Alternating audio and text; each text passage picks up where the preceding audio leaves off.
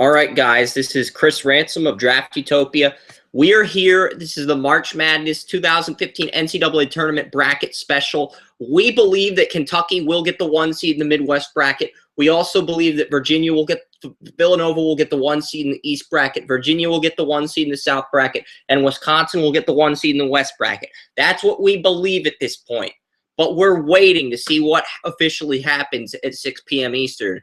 But that's what we believe at this point. Kentucky, Villanova, and Wisconsin all won their conferences. So if Wisconsin ended up moving to the other bracket, I could see why.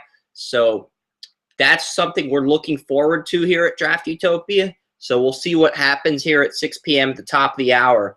And we'll see. I mean, this is going to be a fun chat room. I'm going to try to invite some people if I can.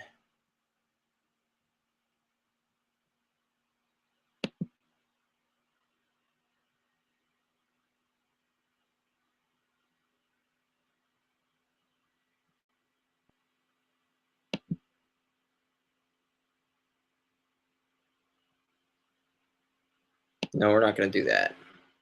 I thought it'd be cool to add some YouTube videos to the screen list, but we'll see. This feels like the longest 4 minutes to wait for. And this is where we're going to code our bracket. That's a CSS code for our website. That's not really important. Well, it kind of is. But we're not sure what we want to do here.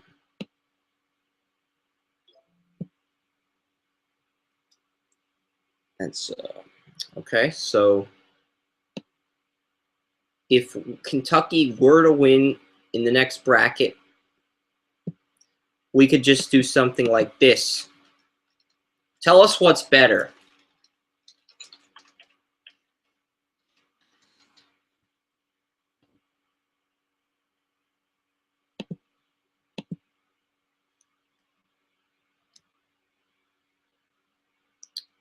Assuming we picked Kentucky to win, or do you like this better?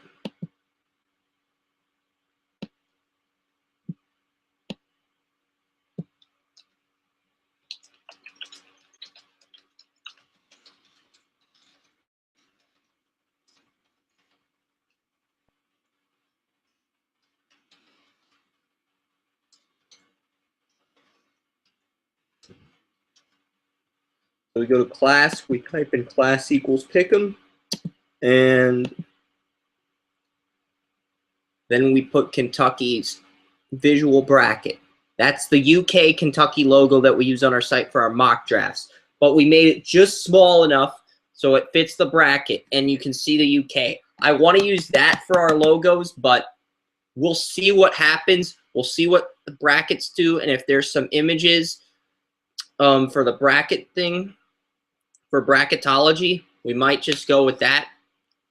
Because we'll see. I definitely want to get some images up when I do the tournament bracket, but at the same time, if they're not images currently in our draft database, we might have to just go with words, and then we can leak the we'll share the final bracket at a later point. I feel like Duke does deserve a 1 seed, but they'll end up getting a 2 seed.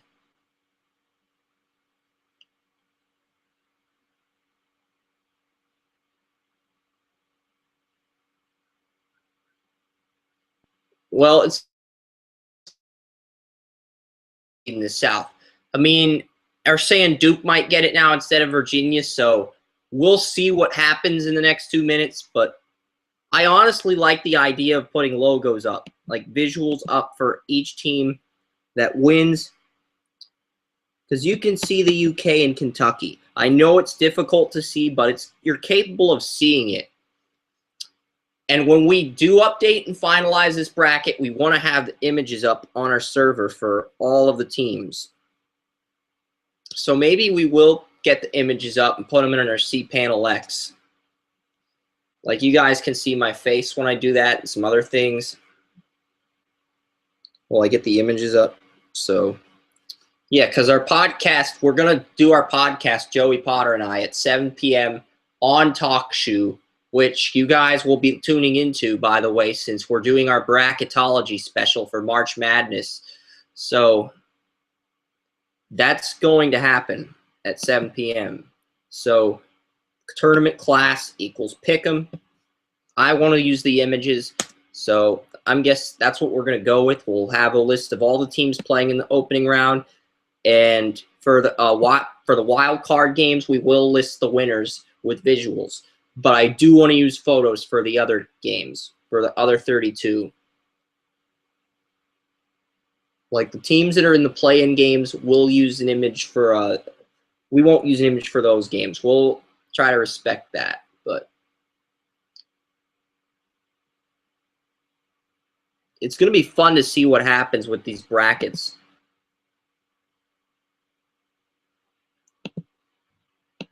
This is what we believe is going to happen at this point.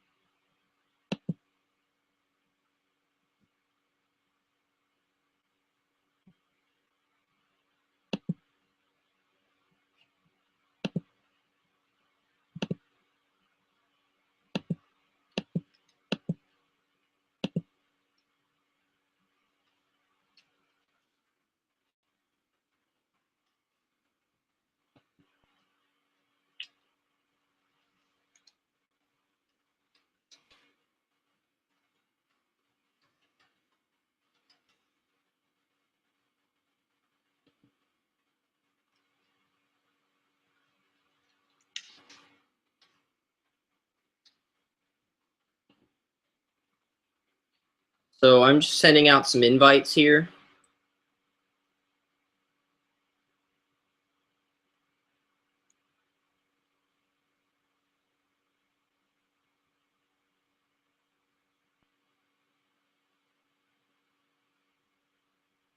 I know I'll fill in our picks on Yahoo's pool. I've got a Yahoo pool I'm participating in with Noah Weintraub as well.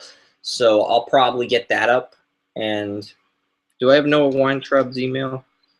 Yeah, here we go. Noah Weintraub.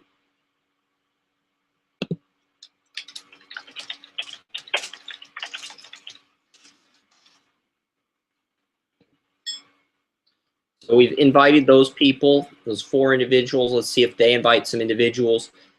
And it's 6:02, so we're about to find out who makes the March Madness.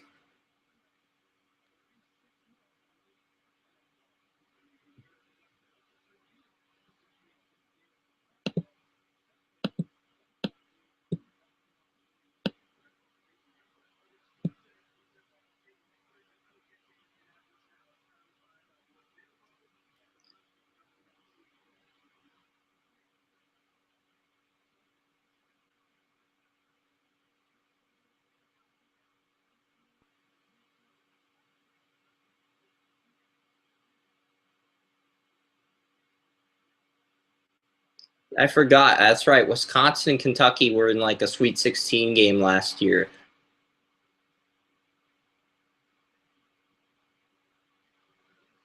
Kentucky is the #1 seed in the Midwest. That's just been confirmed. The Kentucky Wildcats will be the top seed in the Midwest.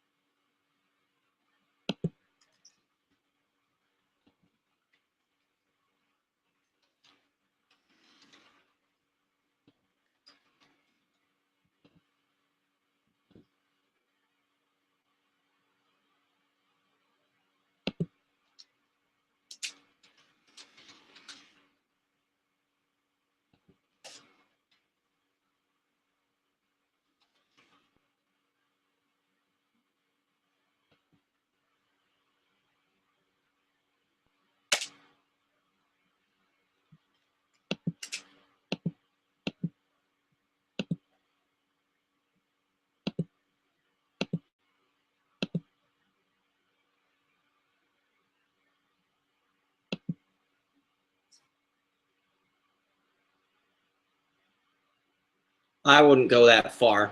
Doug Gottlieb. Maryland, the Maryland Terrapins, and they will face Valparaiso. I mean,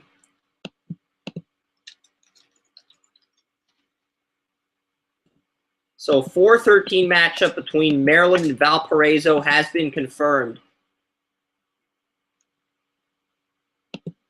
The number 2 seed in this region is the Kansas Jayhawks. They placed Kentucky earlier in the year, and Kansas will face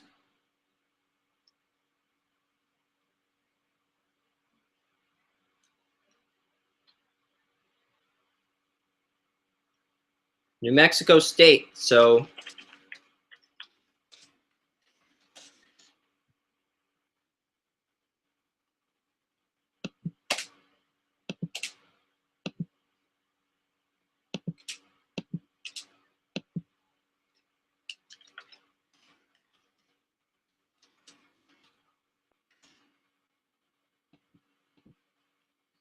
Wichita State's our 7 seed. Indiana. Indiana doesn't really, I mean, Indiana's a good Big Ten school, but they really haven't had, it probably is the better of the 2 teams in that matchup.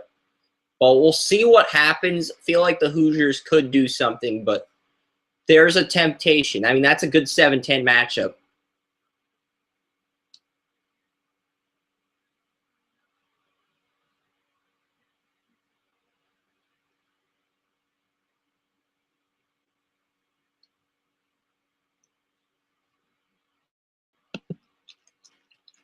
Notre Dame, they lost in Pittsburgh the last time they played. And they will face Northeastern will face Notre Dame. That's, oh man, that's tough because I love Northeastern. That's my mom's alma mater. And I just think Northeastern, they are good with shooting 3-pointers. They're good with free throws. And Notre Dame really hasn't fared well when playing in the Peterson Event Center. So there's a temptation there. And they might be playing in console instead of the Peterson Event Center. We need to check that out. But Northeastern over Notre Dame is one of my upsets. I think that's very possible. Maybe not. I mean, that's like the worst opponent Texas could draw.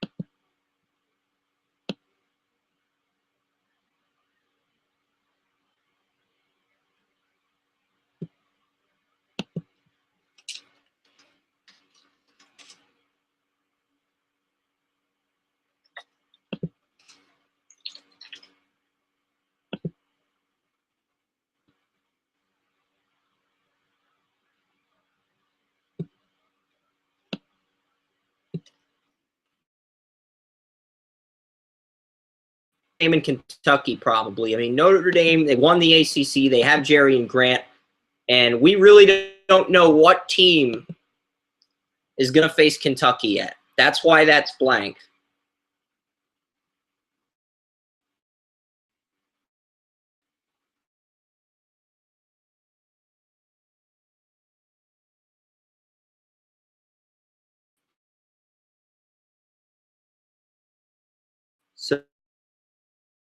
So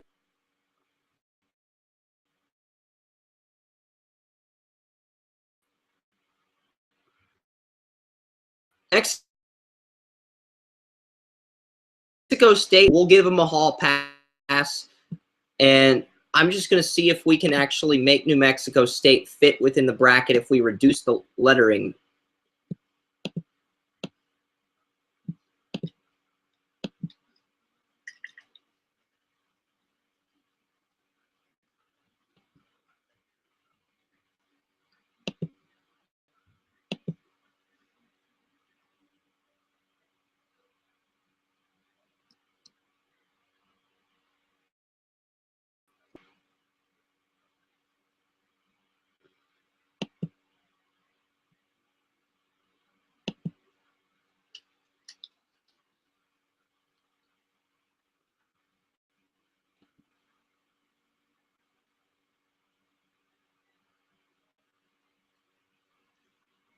I mean, I like Purdue in this bracket, and I think Wichita State will probably beat Indiana, but I really don't see any upsets in this bracket. I thought if Northeastern if Northeastern draws anybody else besides Notre Dame, they win an opening round game. But I don't see Notre Dame losing to Northeastern. I hope I'm wrong, but at the same time, I don't see it happening. So this is the West bracket, and the reason we have the 16 seed is because Manhattan and Hampton play here. The winner will go here, and the winner will face Kentucky. So we'll fill that up later. That won't matter. I guess we can just put Manhattan and Hampton in for now.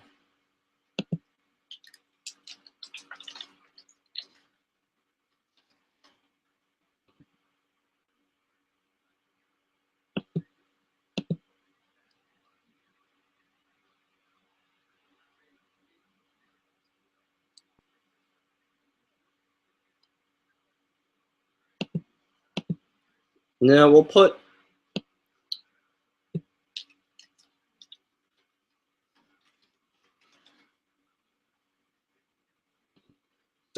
Man/Hamp to indicate Manhattan versus Hampton. Abbreviate that because we want to fill something in that 16 seed bracket.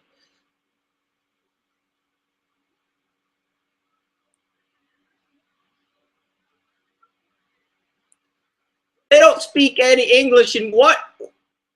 Pulp Fiction. God, that's an epic scene. What ain't no country I ever heard of? They speak English in what?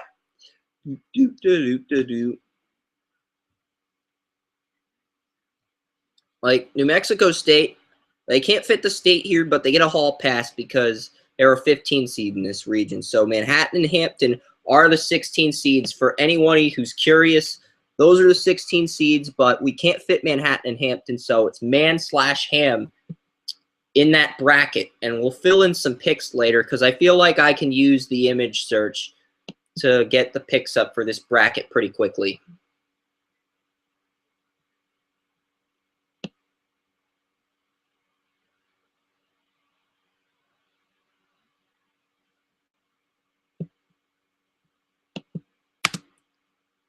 So Villanova will be the second 1 seed. That has been confirmed.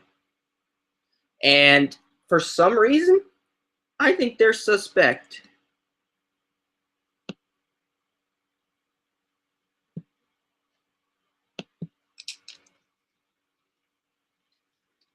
Lafayette will face Villanova.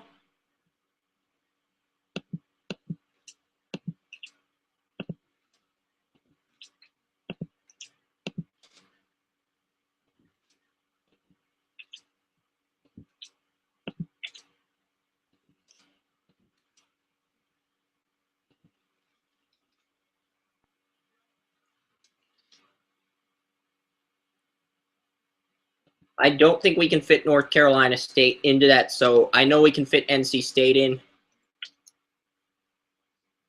I'm going to pick LSU in that matchup. I just think and Villanova draws an easy bracket, folks. I mean, I was expecting them to face like Michigan State or someone else in CBS's bracketology, but that's not what we're getting. Northern Iowa.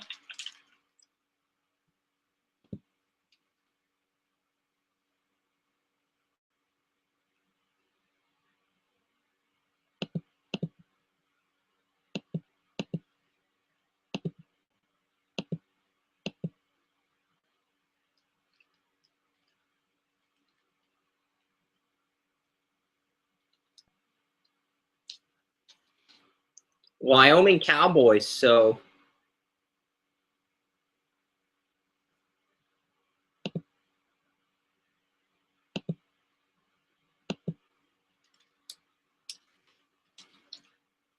I don't think Rick Pitino's squad is that good this year, and we'll see who they're drawing. UC Irvine, the Anteaters, that'll be an easy win for them. I don't think UC Irvine is that good, so I'll have Louisville facing Northern Iowa. I'll probably pick Northern Iowa to win that game, but A lot going on through my mind right now.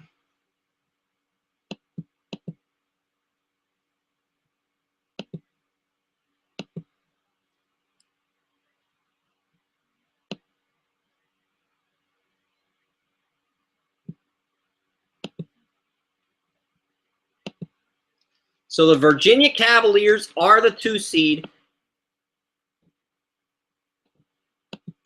That means Duke will probably be the 1 seed.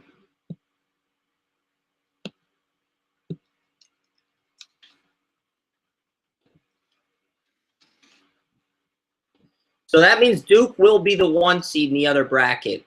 I mean, Arizona could be a 1 seed as well.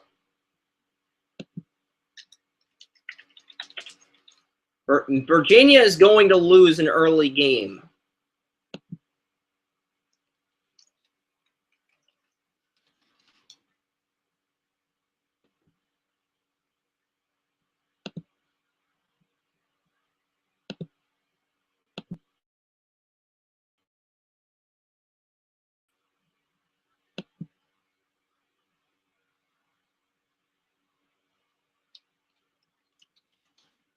Oklahoma Sooners are the 3 seed. And they will face. So we have Duke as our 1 seed in the South bracket now, but honestly, I could see Arizona and Wisconsin getting 1 seeds as well. We'll see what happens here.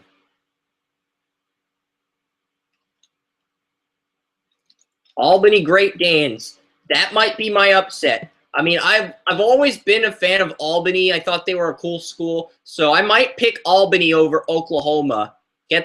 Might have to get an image for Albany Great Danes just to get that up on our site server. And then Providence.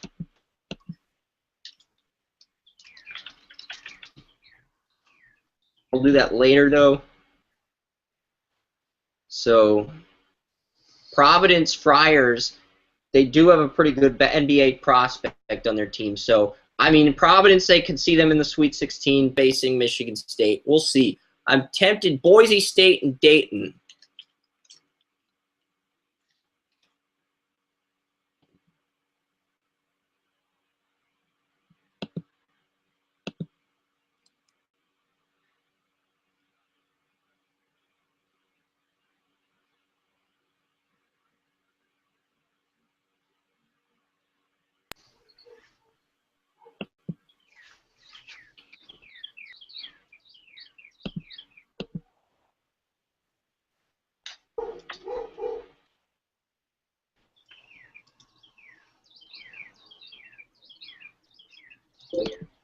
Gottlieb, you were wrong once again. LSU is going to beat North Carolina. Stop misleading the viewers, Gottlieb. It's not cool.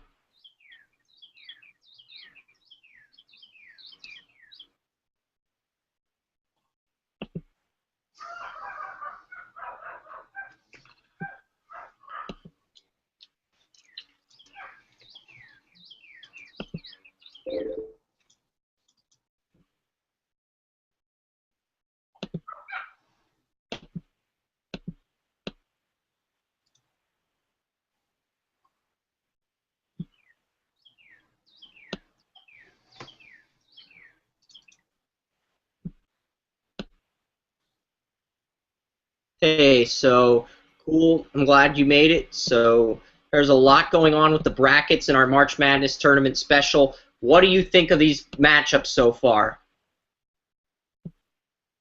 I don't think you can hear me, but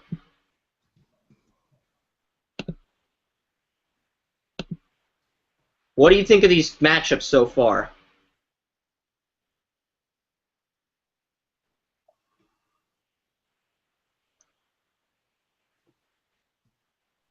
I think you're on the air. Do you have a response to the matchups? Am I on the air? Yeah. Oh, I didn't know. Okay, I didn't know I was on the air. How you doing? Good. I'm sorry, I didn't know that. I apologize. Well, I don't know. I was just looking. I didn't know I was on the air. I apologize. Hello, everyone. How you doing? My name is Jeff. I'll be here for just. I didn't know that too. I didn't know there was like a button you could push where the people come in and they go on the air. I thought that's pretty neat. Yeah. Well, yeah. This is just like Spreecast. So you go in and you're ready to watch. Just like Spreecast, Chris. Exactly to it. So, how you guys doing? My name is Jeff. I don't know much about pumpkin ball, but I just did a show. So, with all right, Kentucky is they'll probably spank them. Villanova will probably. I'm trying to think of it. Watch LSU probably beat North Dakota State. Louisville is kind of struggling. Watch them get beat because I know he berated that guy. The curse of that, what he berated, Patino did, the little punk. Northern Iowa will probably beat Wyoming. Again, I don't know about pumpkin ball, you guys, so I apologize for my behavior here. Michigan State will probably lose to Georgia. Oklahoma, the prejudiced bastards, will probably win. I'll take Butler over Texas. Fraud University, the curse of the pedophiles. They'll win one game. Indiana doesn't want me, but they win. Kansas City beats New Mexico. Wisconsin, whoever they're going to play. But that's, I don't know. I'll probably do my whole thing out here, so I don't know. I mean, it's an interesting tournament, and I mean, Northeastern's my mom's alma mater, so I was very tempted to pick Northeastern over whoever they played, but they've drawn Notre Dame, the ACC champions, so now I'm leaning towards Fraud University, and you're disappointed in my behavior. Yes, I am. Duke is number 1, I see.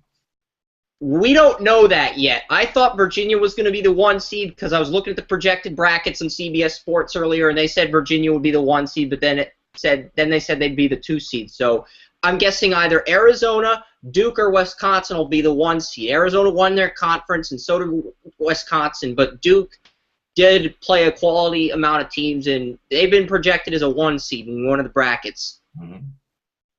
So I'm guessing they're the third number 1 seed, and we'll find out right now. We can talk again after the South bracket's been revealed. All right. Well, I gotta go have din. All right. Have a good grub dub dinner, and we'll on the video spec later this week. What? We can do a spec later this week on the brackets. We'll do a bracket. We'll fill a bracket on a spec. Maybe Tuesday or Wednesday, whenever you get around to it. I'd like to do one. It'd be kind of fun. You know what I'm saying? Yeah, it'd be fun. All right, Chris. Thanks for having me on your video. Okay. No problem. You guys, thank you very much. Speculators, boys, we speculate you and Pumpkill, but enjoy the video. Tweet the video on YouTube for Chris. Jeff Utopia. He's on the board of directors. Aren't you a consultant on Speculation Sports? Yes, that's right. He worked for me for this much money. But, like Bill Clinton says, I did not have sexual relations with Lewinsky. Yahoo! Chris, have an epic show. I'll talk to you later. All right. Ciao.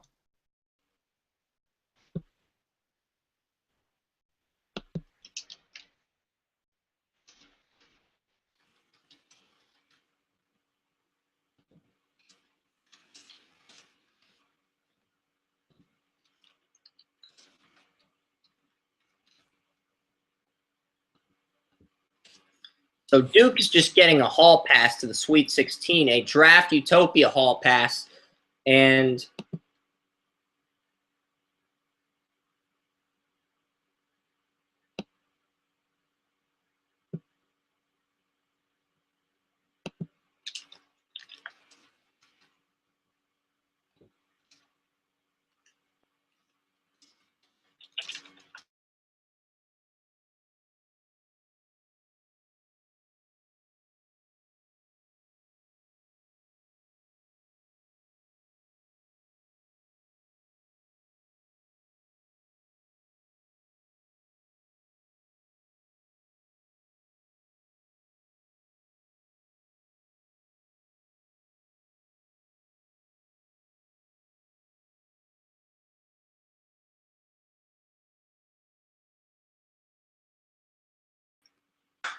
Utah, SF Austin, Georgetown.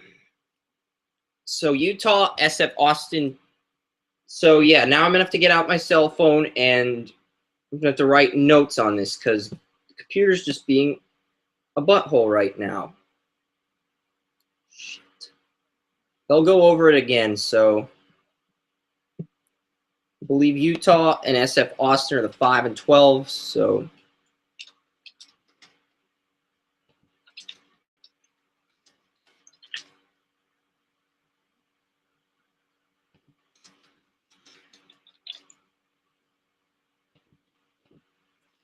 North Dakota State.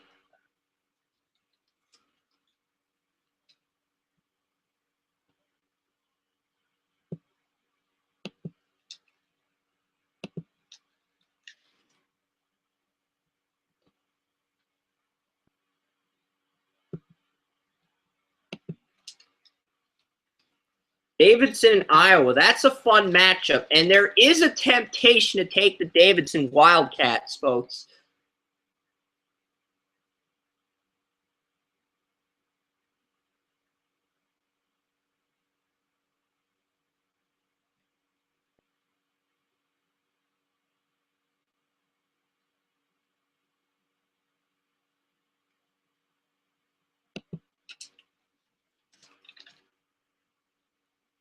Iowa State Hawkeyes.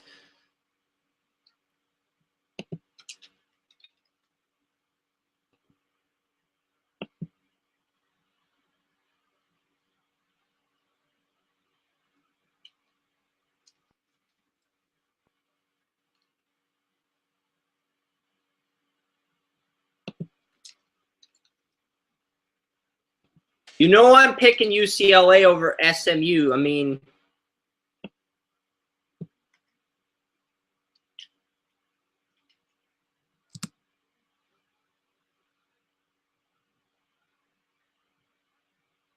I think UCLA, Georgetown, and Eastern Washington.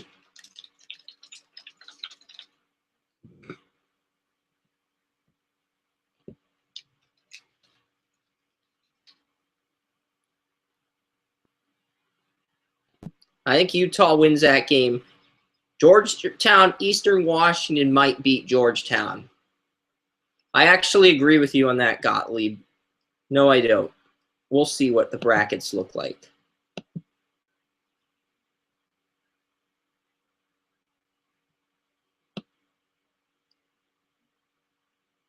Gottlieb, I believe UCLA belongs in the field because they have NBA draft picks. Shut the fuck up.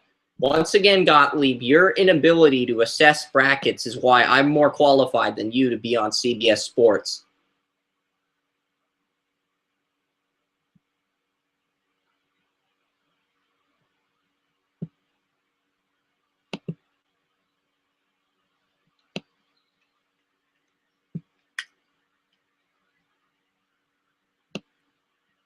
Robert Morris is known as RMU, Robert Morris University, so we'll put them in the 16 seed. I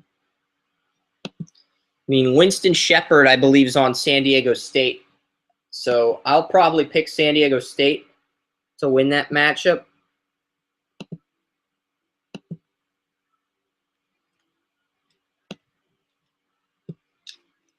So NFU will be North Florida University. I'm looking through some of these matchups here in this South bracket, and I have to say, this is going to be a lot of fun.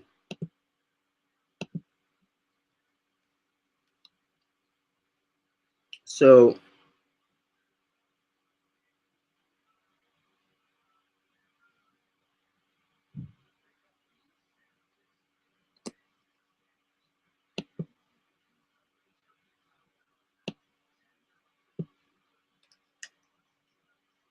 Eastern Washington, so I'm just going to put Eastern Wash. So, yes, because that's really the only thing that North Dakota State, I'm okay with them having a spot in the bracket, but I want to be able to see all my picks. San Diego State, I still can't see them.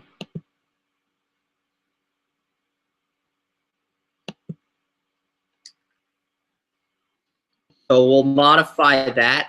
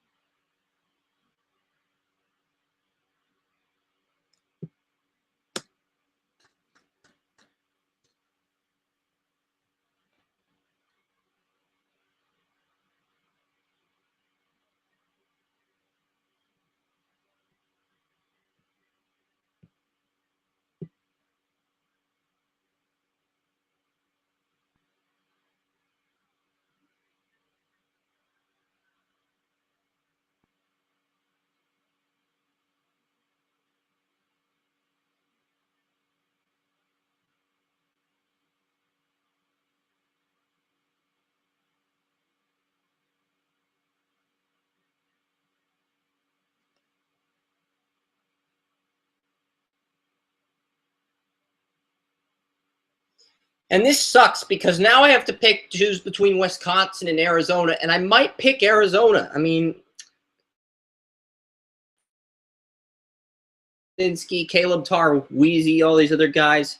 Coastal Carolina.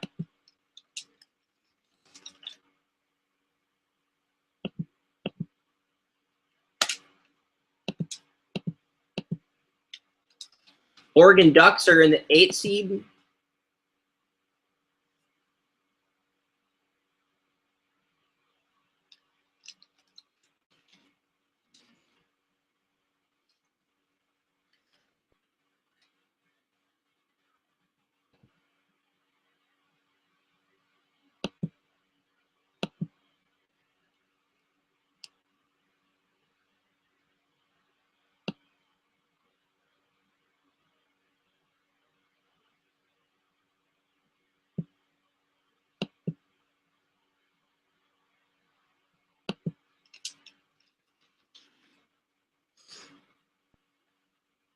Wofford, wow.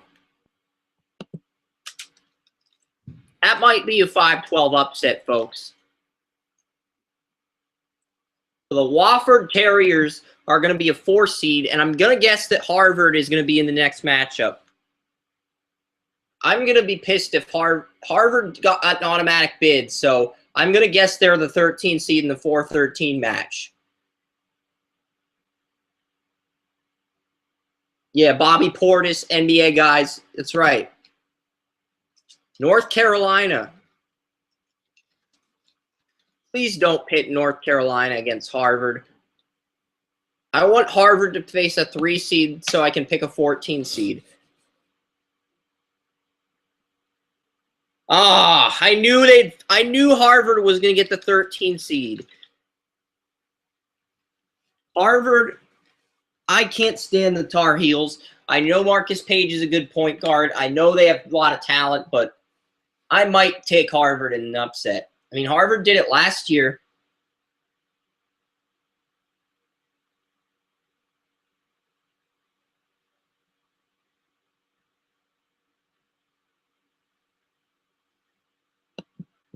I agree. North Carolina probably will be in the Sweet 16. That's going to be a dangerous team.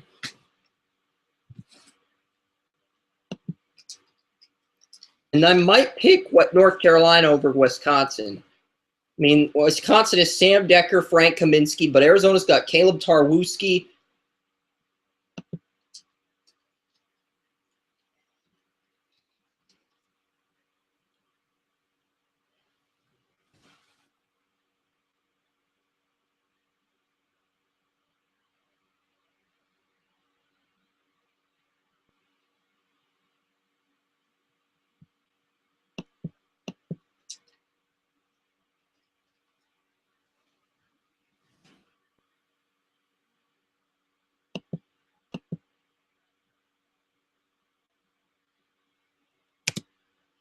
I mean, that's a good 7-10 matchup.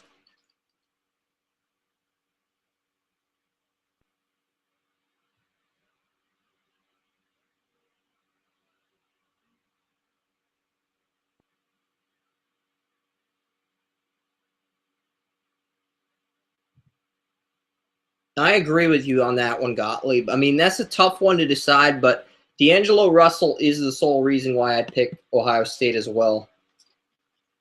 Finally, you said something smart.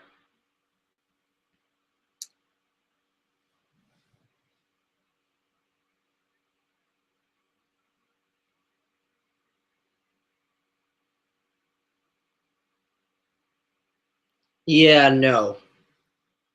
Barkley, you're wrong on that one. Georgia State, Panthers. Georgia State is going to beat Baylor in the opening round. Georgia State has some talented ball players. They have 2 guys that are going to in the NBA draft this year. Baylor has none. And by using that logic and reasoning, I'm going to pick Georgia State over Baylor.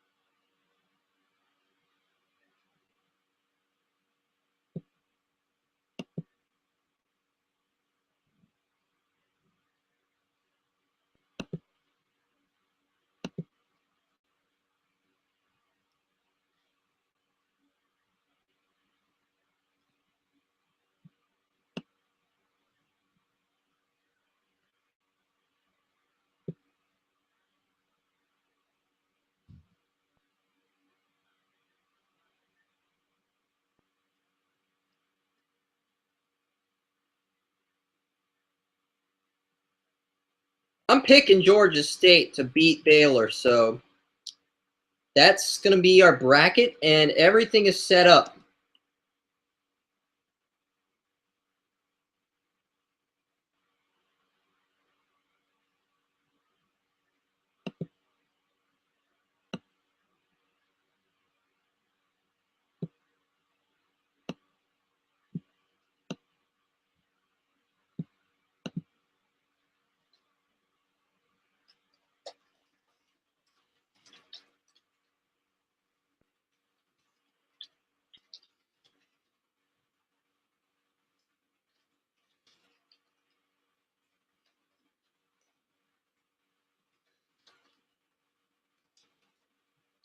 So we're going to type in that Hampton Pirates logo, and if not, we'll just pick the winners through Pick'em.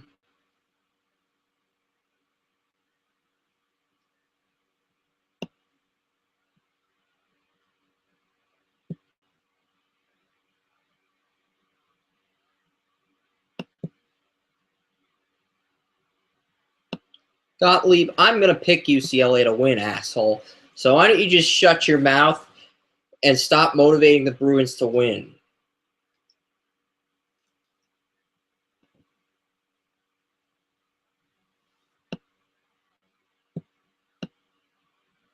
Gottlieb, give it up, Gottlieb. I'm picking UCLA to win their opener. Give it up, Gottlieb. So we're going to begin picking our games here. And our first winner will be Kentucky.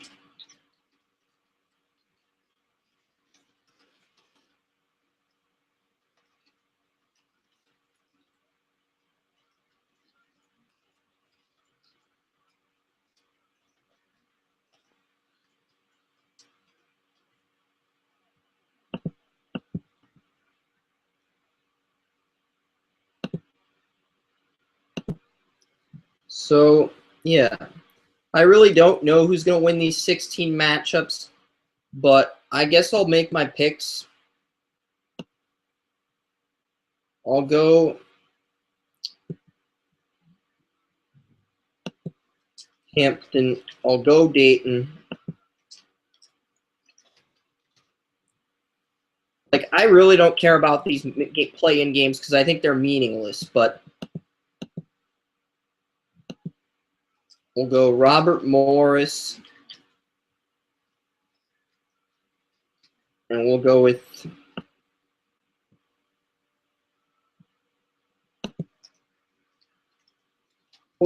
Ole Miss. Why not? Why not the Rebels? Let's go with Ole Miss and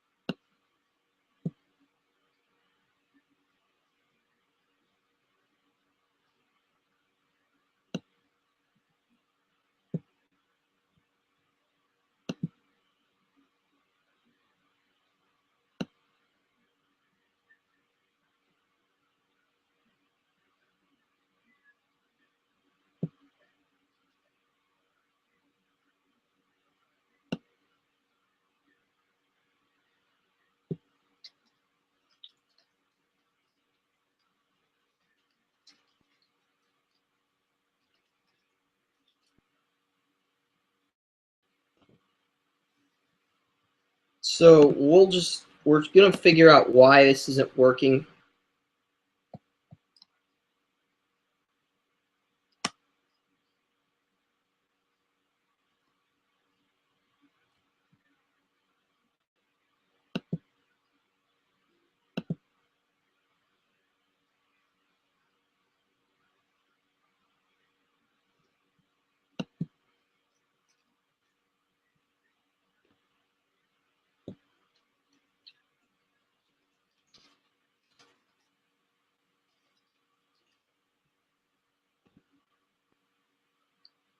So we misspelled Kentucky Wildcats, and now that we've corrected that, yeah, we got Kentucky beating Manhattan, New Hampshire. So we're going to go through this bracket, and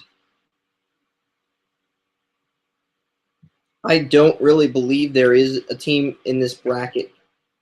I might pick Indiana.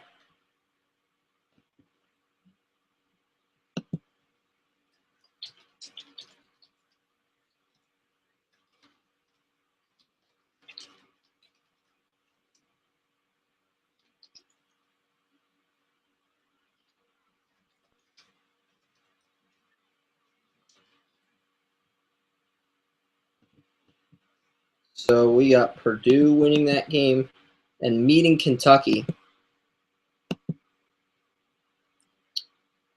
So, yeah, Purdue.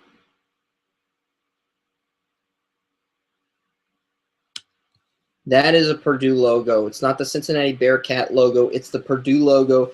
And I know it's kind of difficult to see, but these are my picks, and I can replace them with the letters, or I can go with the photo. Either way, it really doesn't matter what we're going to do at this point. So I've got the Purdue logo up. I've got the Kentucky logo up.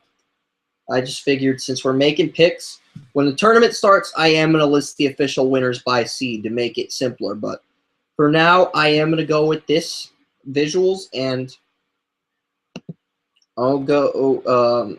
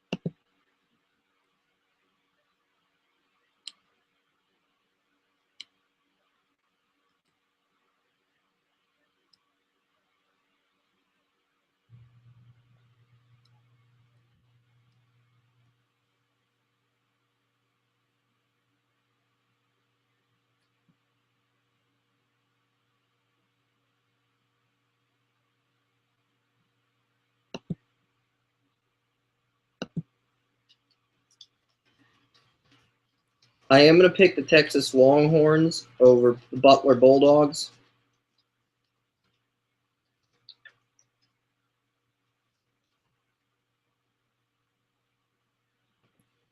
So the 11-seeded Texas Longhorns.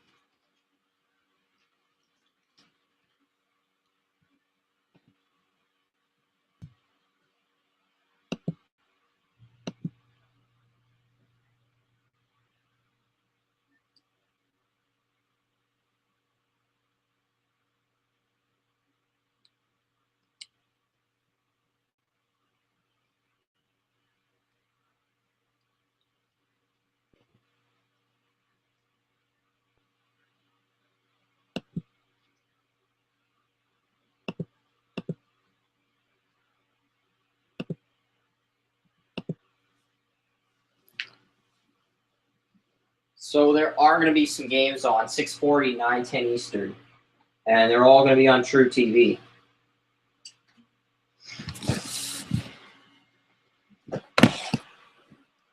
So if you can see the logos, I know the logos are very tiny, but Kansas, we have Kansas, Wichita, Texas, Maryland, West Virginia, Purdue, and Kentucky. So Texas wins as an 11 seed.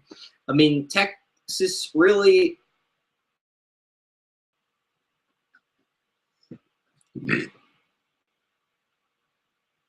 so we can fill out this bracket at 7. When we call into Talk Shoe, we'll fill in the rest of that Midwest bracket. I am going to try to get some other brackets done here just so I have something to go off of.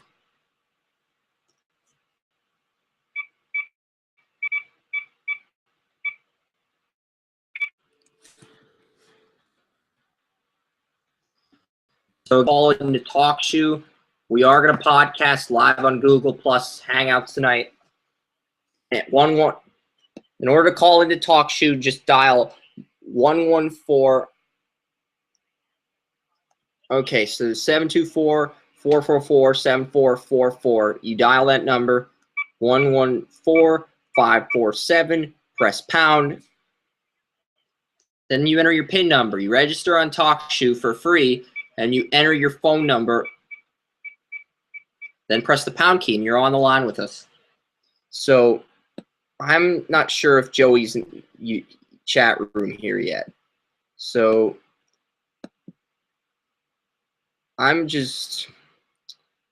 I'll text him in a few minutes. But I'm on the line in the chat room, so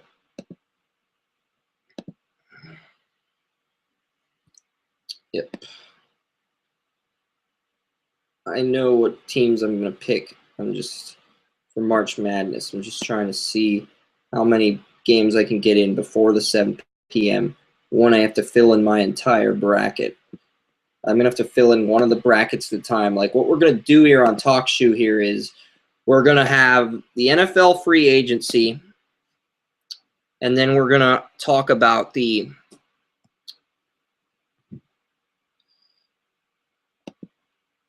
So we're going to talk NFL free agency, but we're also going to break down the brackets, picking the winners of each bracket. So, yeah, I'm live. Wait, is that you, Joey? We're not live on Talk Shoe yet, okay? We're live on Google Plus Hangouts, Joey. Well, Google Plus Hangouts is like Talk Shoe, except it has visuals.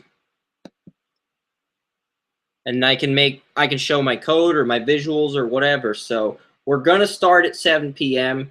and you can tell me what I'm thinking about doing tonight is I'll break down one bracket. We'll talk free agency for 2 divisions. I'll break down another bracket, and then I'll reveal my final 4 at the end.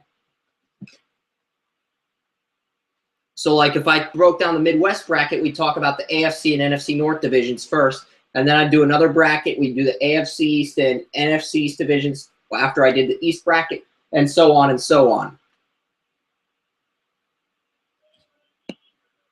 That's what we'll do. Awesome.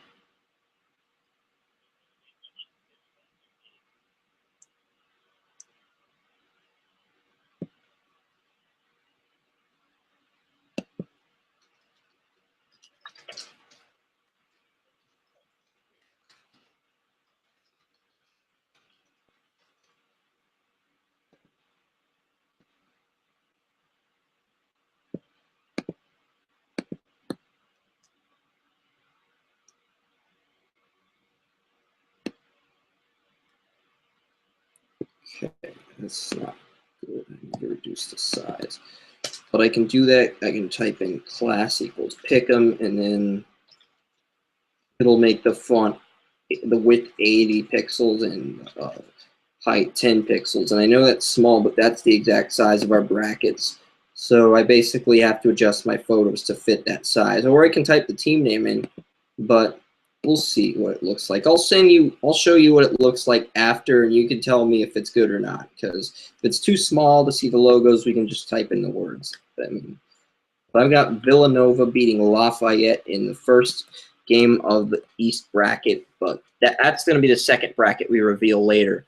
Let's see. I should probably promote this. I know just because I'm on doesn't mean so. Let's promote this podcast. Our March Madness show. We'll talk free agency and NFL headlines. So yeah, okay.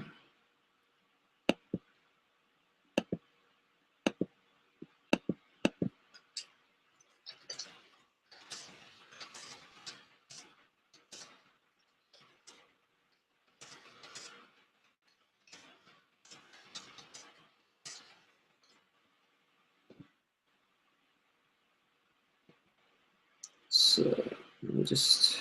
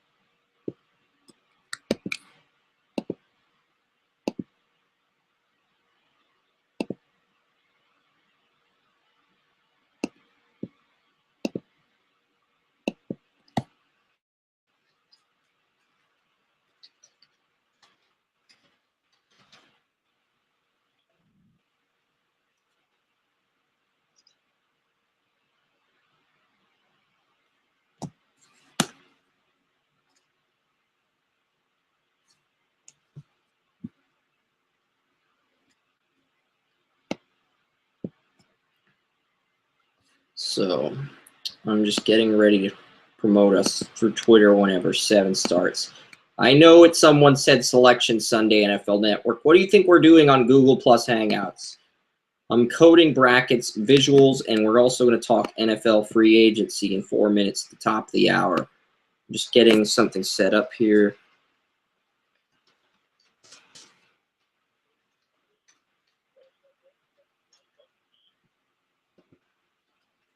Yeah, I mean, that's what I do with the March Madness. And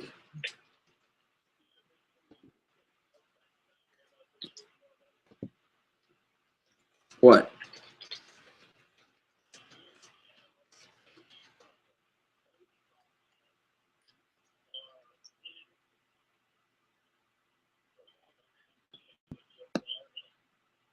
I did not see the Ohio Bobcats in the tournament when they announced the teams. I know Ohio State's in. I know Iowa, BYU, and Ole Miss are in a game. North Florida, Robert Morris, Boise State, Dayton is in the tournament. I did not see the Ohio Bobcats in the tournament.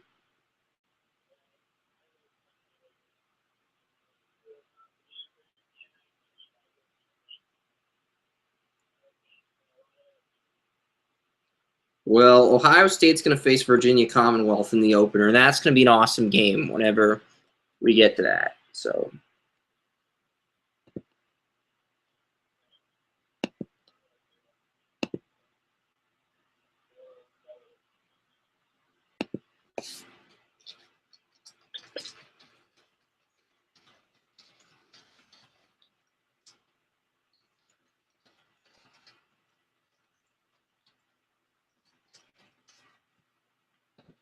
See, if I code some of the teams for the round of 32, and now it means I'll have less to do later when we're announcing the picks or whatever. So I'm just trying to get through as much of the East bracket as possible before 7. So we'll see what happens with Louisville, Providence, Friars.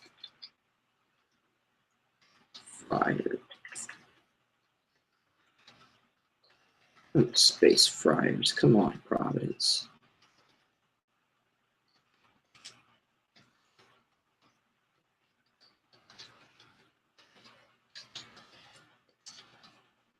So once we get this done, we'll probably move up to the Oklahoma.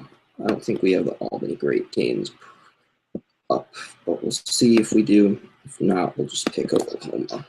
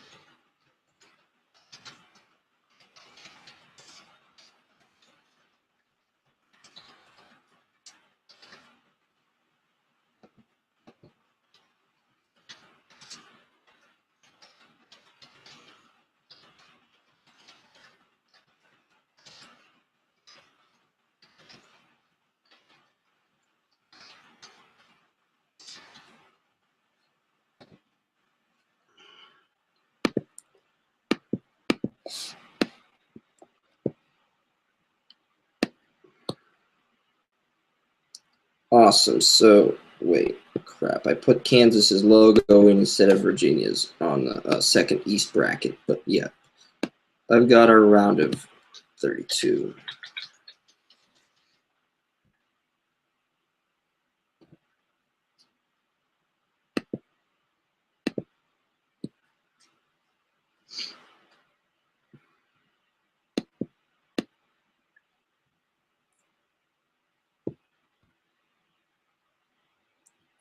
All right, so we're ready to start this podcast, and we're on the air.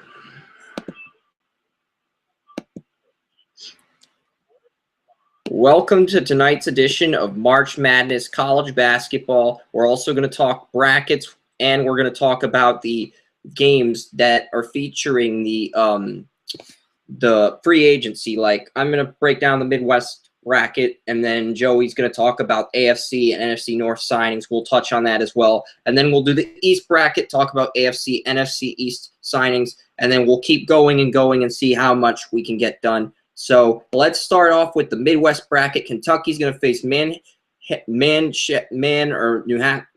Hampshire or Hampton or Manhattan. So I don't care who's wins that game. The loser's going to lose to Kentucky. Cincinnati Bearcats and Purdue. A.J. Hammond, 7-foot center for Purdue. Purdue wins. West Virginia and Buffalo, a 5-12 matchup. Sorry, Buffalo, you're losing. West Virginia is moving on. Maryland Valparaiso. Maryland will win this game, and they will face West Virginia in the second round. Notre Dame and Northeastern. My mom went to Northeastern. I definitely considered picking Northeastern as an upset because I was stoked. This team does well. They shoot a lot of three-pointers. They make a lot of free throws, but they commit way too many turnovers. They're not going to stand a chance against ACC champion Notre Dame and Jerry and Grant. So Notre Dame will advance. Wichita State and Indiana. Well, I have to go with Wichita State. The Shockers are going to beat Indiana, and we'll see what happens in that bracket.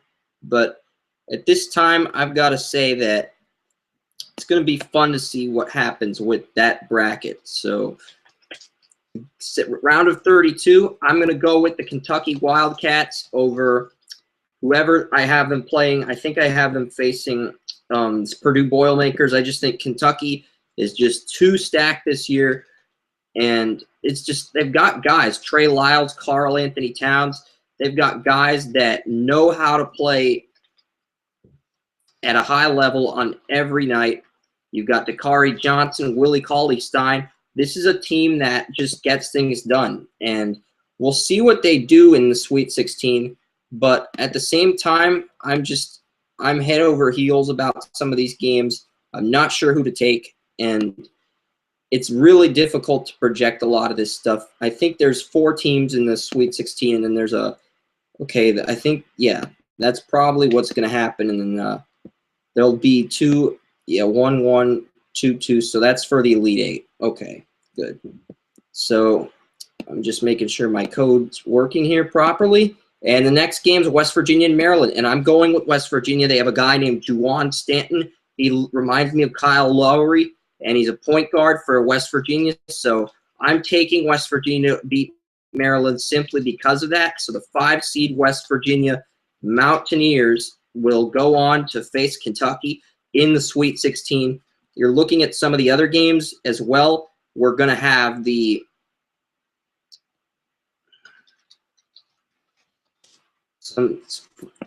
Texas is going to face for Notre Dame. I have Texas beating Butler, 11 seed Texas beating 6 seed Butler, and I have them facing Notre Dame. And I think there's a chance we could see an 11 versus 14 with Northeastern facing Texas. I wouldn't be surprised if Northeastern won, and I would have picked them as an upset over any other team had it not been for Notre Dame.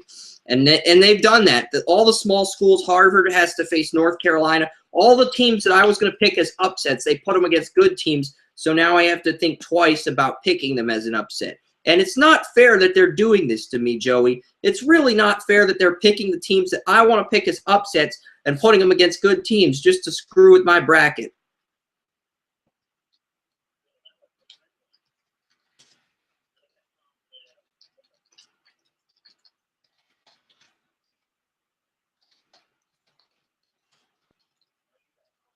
I'm not that confident in them.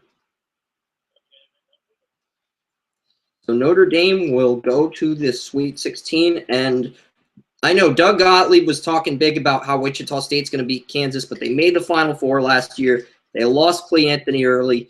Now, whenever I pick Kansas to win the tournament, they always dick me over in March Madness, and whenever I pick against them, they always lose. So whenever I pick the Jayhawks to win, they always lose, and whenever I pick them to lose, they always win. Kansas always screws up my bracket, and it really pisses me off how they do this. They know when I'm going to pick them, so it's like they go into shell mode and they revert. So Notre Dame will face Kansas in the Sweet 16. I have Kansas beating Wichita State in that matchup, and I think that's going to be a fun Sweet 16 matchup. You're going to have Kentucky and West Virginia and Notre Dame versus Kansas, and I am going to pick a Kentucky Notre Dame Elite 8. I'm just coding some of this stuff, and I'm going to pick Kentucky to make the Final Four in the Midwest bracket, but I can code some of that stuff later. Why don't you talk about the AFC North and NFC North free agent signings?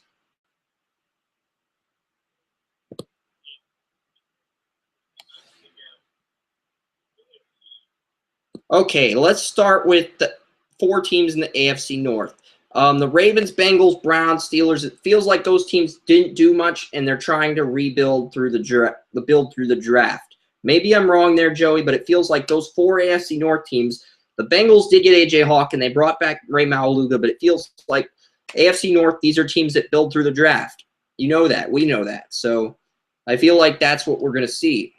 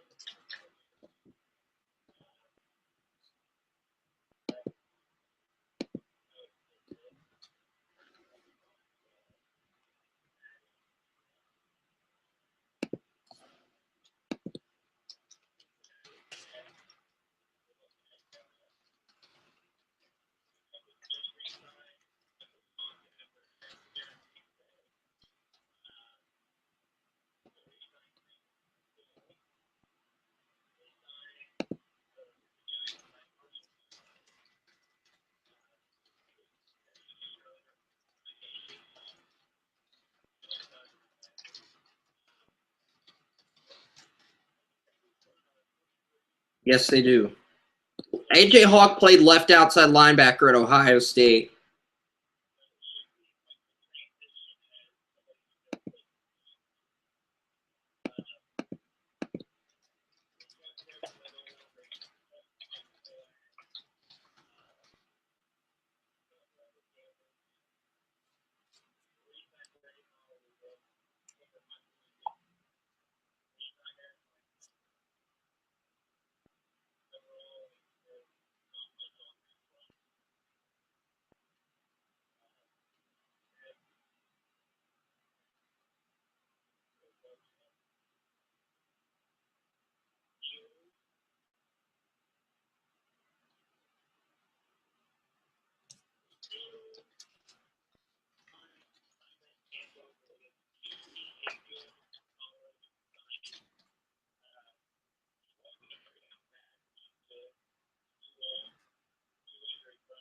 That's a good signing. I mean, usually they don't make a gutsy move like this. And I've always been a huge D'Angelo Williams fan since he came out of Memphis.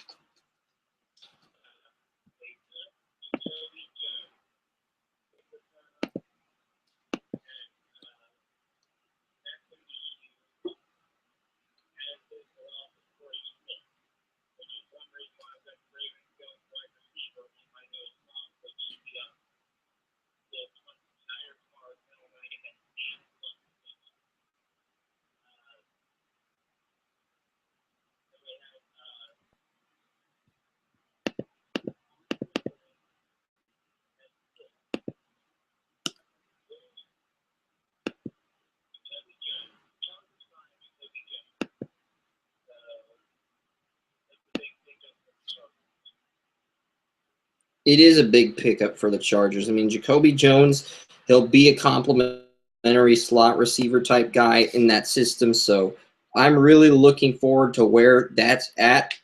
And we're going to break down the East bracket next. Villanova and Lafayette. I like Nova as a 1 seed. NC State versus LSU. I'm taking LSU as the 9 seed. There's going to be some good games here. Northern Iowa, Wyoming, Northern Iowa. I'm picking them. Louisville, UC Irvine. I'm going with Louisville. Patino, they'll win a game. Providence will win. I thought about picking Albany over Oklahoma, but I went with the Sooners. But I probably will pick Providence over Oklahoma. And Michigan State versus Virginia. Virginia lost their best scorer to an injury, and they're facing a 15 seed in Belmont. But I don't know if they'll get past Michigan State. I mean, Michigan State's usually one of the safer plays, so I probably will pick the Spartans. I do have Villanova beating LSU in the round of 32. I just think they're a better team at this point, and I'm going to have them facing Northern Iowa Panthers. I mean, I just don't trust Patino to make a deep run in this year's tournament, and the Northern Iowa Panthers have been one of the best teams in college basketball. And then you're looking at Providence and Michigan State in that Sweet 16. I think Michigan State could make the Elite Eight as a 7 seed, and I might even pick them to go to the Final Four. And I know that sounds crazy, but this team hasn't really won any big games with Michigan State, and I'm honestly on the fence here about who to pick because I don't want to pick Villanova to go to the Final Four. I might pick the Providence Friars. I mean, I'm on the fence here, and a Providence would be a cool upset team to pick the Final Four, so maybe I'll go with them. I'll go with Providence. Yeah, I'll make it interesting. I'll pick the Friars to make the dang on Final Four. And that's my final answer, Joey. So we can talk AFC East and NFC East free agents. I think the AFC East was the biggest in terms of the free agent signings this year in the divisions. Wait, we never talked about the NFC North. We were going to talk AFC North and NFC North. We never did the NFC North. My apologies.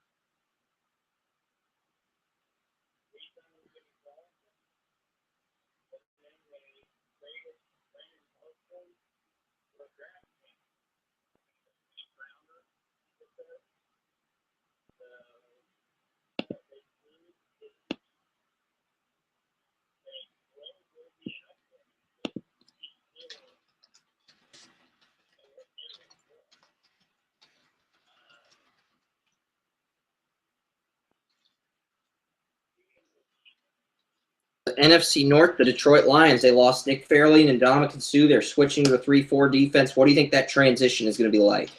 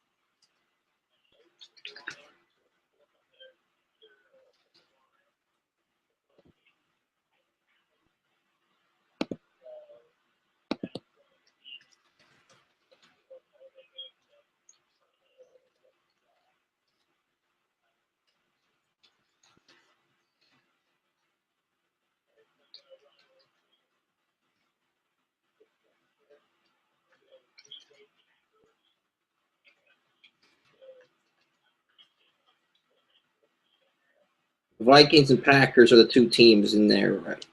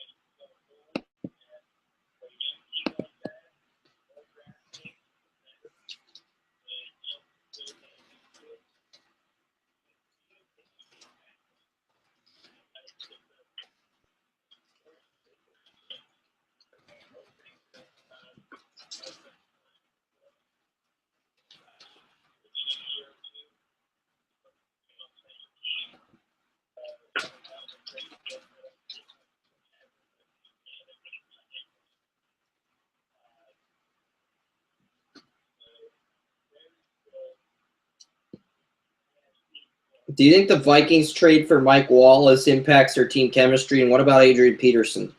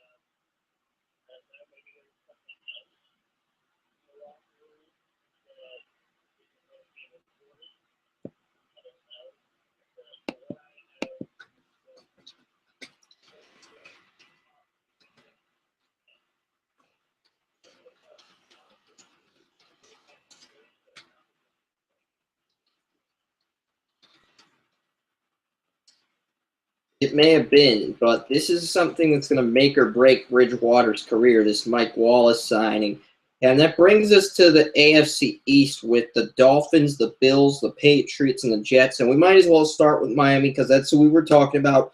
They get Ndamukong Suh, the biggest signing, but they lose Luis Delmas at free safety. Cortland Finnegan retires at cornerback, and they got Kenny Stills from the Saints. So they've done some good on offense and with Suh, but they still need more weapons, and it feels like they're not going to have enough pieces to make a playoff run this year, even though they got a huge acquisition in Suh.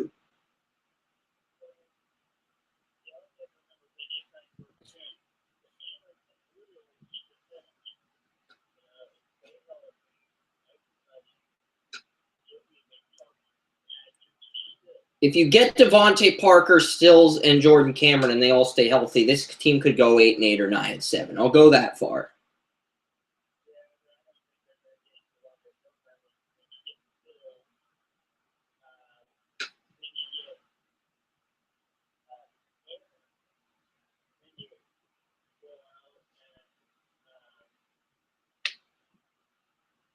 Kenny Stills is a number 2 receiver, though, and they need a number 1 guy.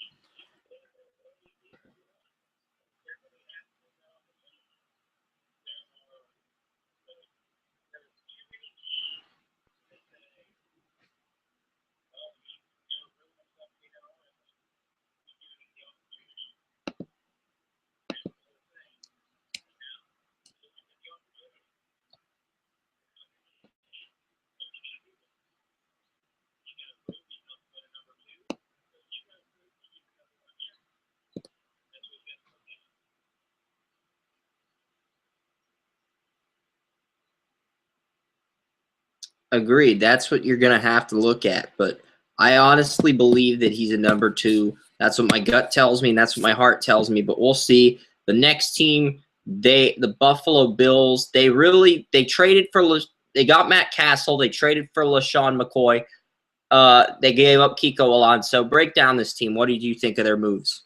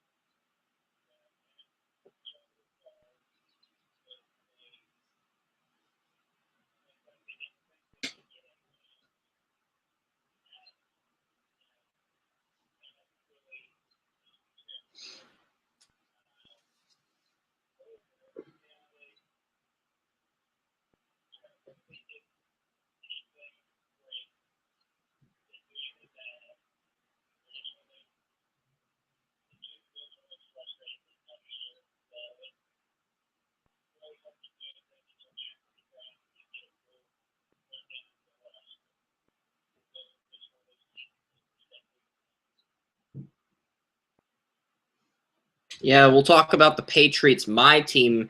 And this was a team that just flat out dominated in last year, but they lose their two best corners. I don't think it's that big of a deal because Belichick knows he can reload through the draft. And a guy that he looked at extensively at Louisville's pro day was Charles Gaines, the Louisville corner. So maybe the Patriots want to draft him in the third round with one of their compensation picks because in the first or second round, that'd be a reach. But if you get Charles Gaines in the third and then you get another corner, whether it be a Williams or a Ronald Darby or Quentin Rollins or Marcus Peters or somebody like slips to 32, you can take that corner and then you can get Gaines in the third round and you're back at secondary just like that. So I'm not sure that losing those corners, well, obviously Brown or Revis are going to be missed, but I feel like if they get two good corners that can come in and step in, they can make another run. I don't think they'll win another Super Bowl, but they have enough talent to make another run to get to an AFC title. Maybe they get to another Super Bowl, but we'll see. I'm hoping I'm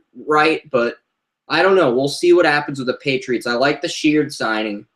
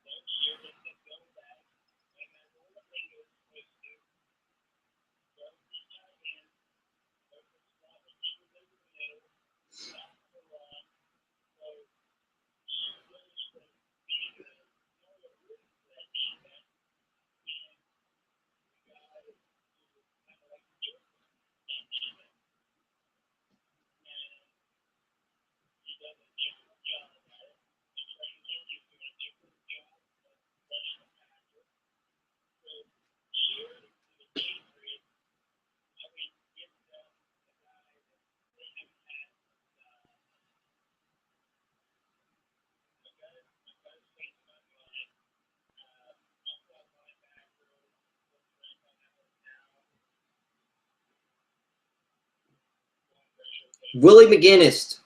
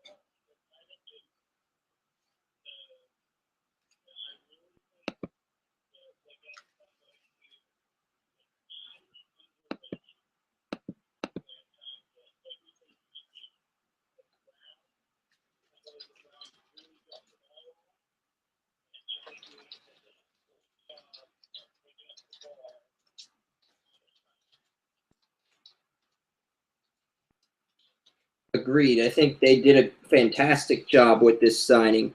And New England is one of those teams. They brought in Brandon Gibson as well. So the Patriots are putting themselves in a position to win once again.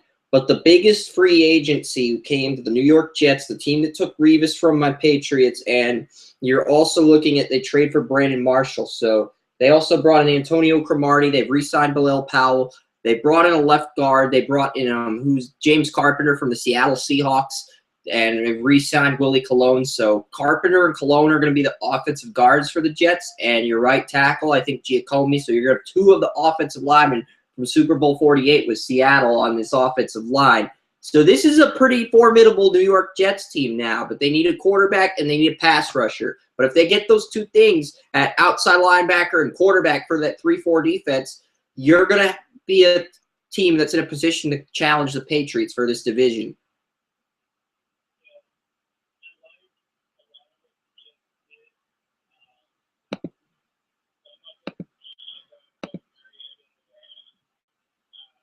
Me too, Joey. Me too.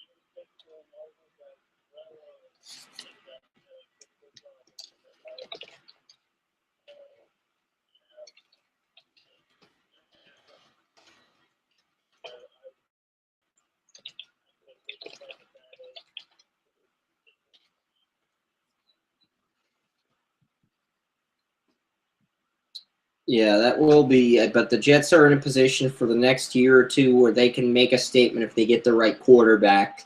So that's a good position to be in. The next division is the NFC East. So DeMarco Murray going to the Eagles was clearly the biggest move by any of the teams involved. You also saw the Redskins bring in Stephen Paya. They also brought in another roast beef, Terrence Knighton. He's going to adjust to a 3-4 scheme. He's always had the body of a 3-4 nose tackle, but he played 4-3 in Denver. So I think that's going to be an interesting transition. You lose Brian Arakpo, and the Giants, they've been pretty passive in free agency. They know they're going to build through the draft. The Eagles have been very aggressive in free agency. They've been the darlings of free agency, if you want to call them that. And they've made a lot of big moves. They've made a lot of trades. They've been trading for 4 or 5 injury-prone players, but they think they've got the pieces to put it together. So we'll see what happens with them. Dallas, I think they'll get another running back in the draft. They brought back their entire offensive line. So I think Dallas and the Giants are probably looking at the draft to solve most of their free agency issues. Dallas also brought in Darren McFadden. So this is it's basically the Eagles, Redskins with the defensive line, Cowboys getting McFadden, and everyone else is going to build through the draft. That's basically what we're seeing in the NFC East.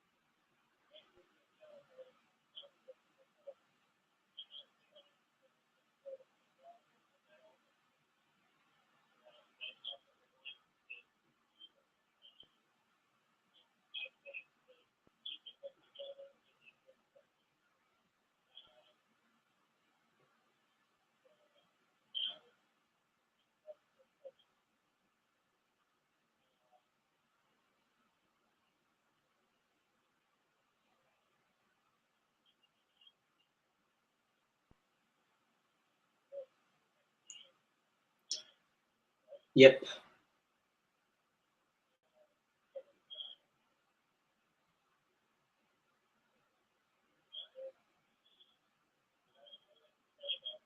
I feel like they're building through the draft, Joey. They always do this.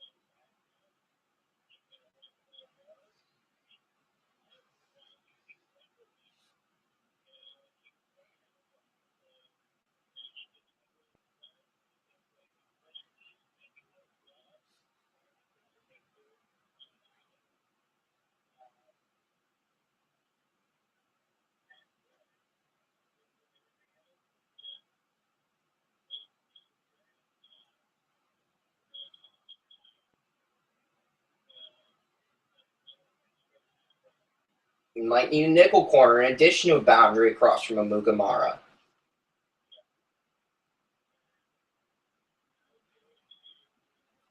Did you do the Redskins or not? Because it's the Redskins, and then we're going to do the South bracket.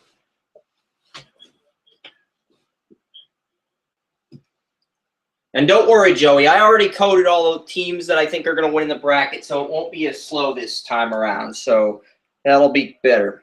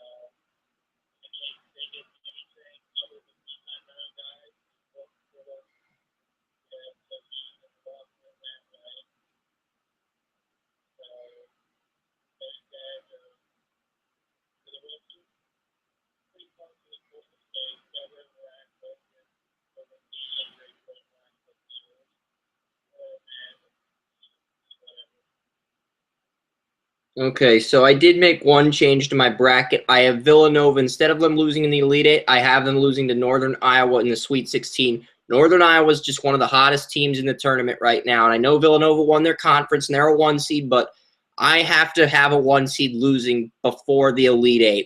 It would not make sense if I had a 1 seed, 4 1 seeds going to the Elite Eight. So I have 5 seed Northern Iowa beating Villanova in the Sweet 16, but they're still going to lose to Providence, my 6 seed. Providence has LaDontae Henton, who reminds me of Paul Pierce. He has 4 seasons with 11 where he's averaged 11 points or more. Very consistent scorer, and I think Henton will carry the Friars to the Final Four. But we'll break down the South bracket next.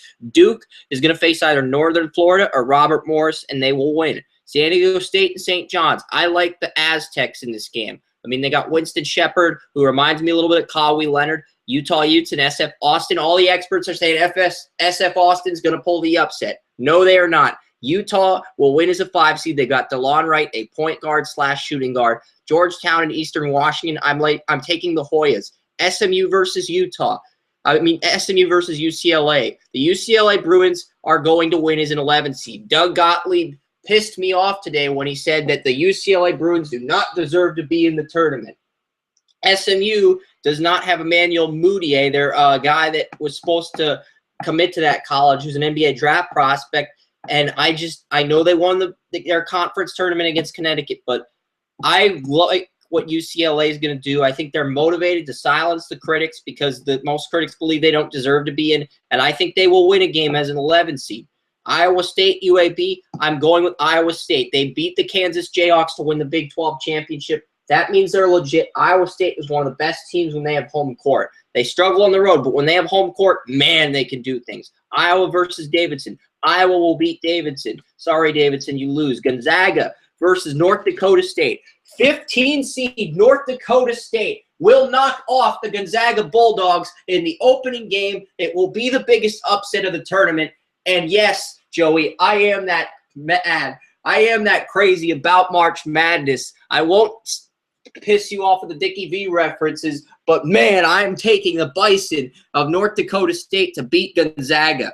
Duke will face San Diego State, and they will win. Utah and Georgetown. Utah will win as a 5 seed.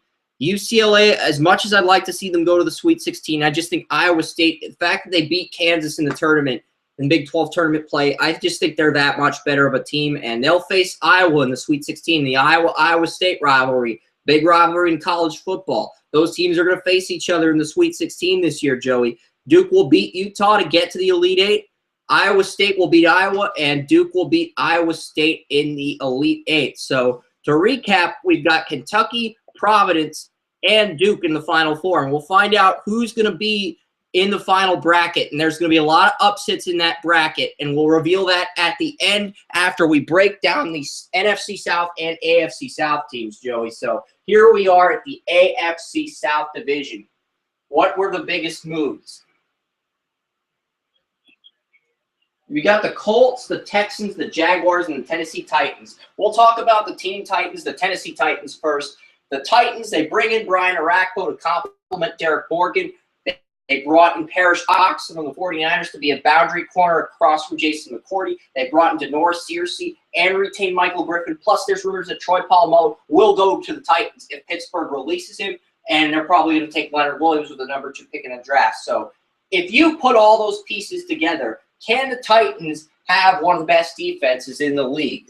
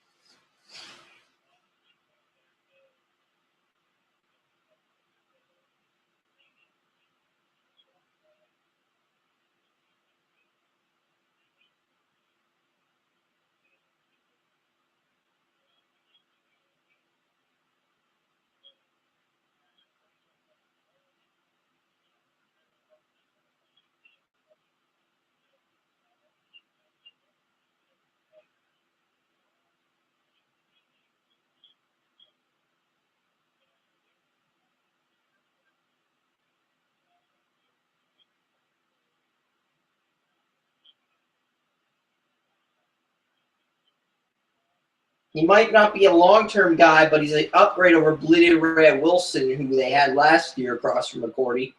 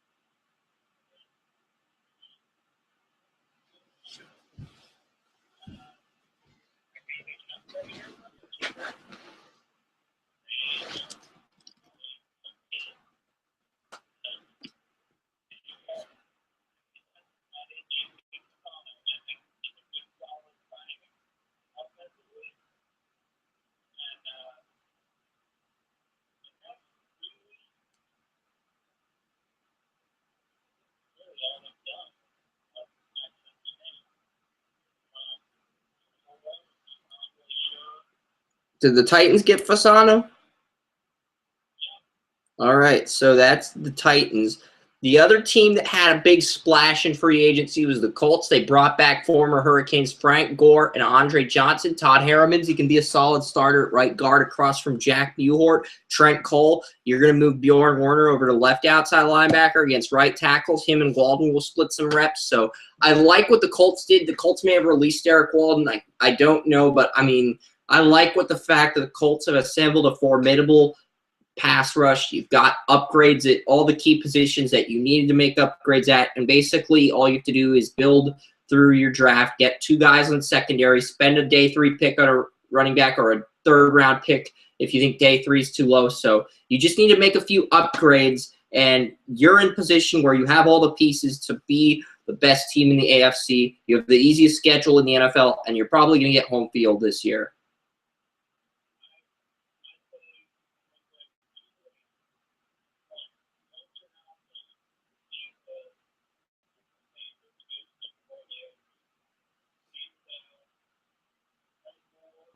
They were my preseason pick to win it all last year against the 49ers before the playoffs started.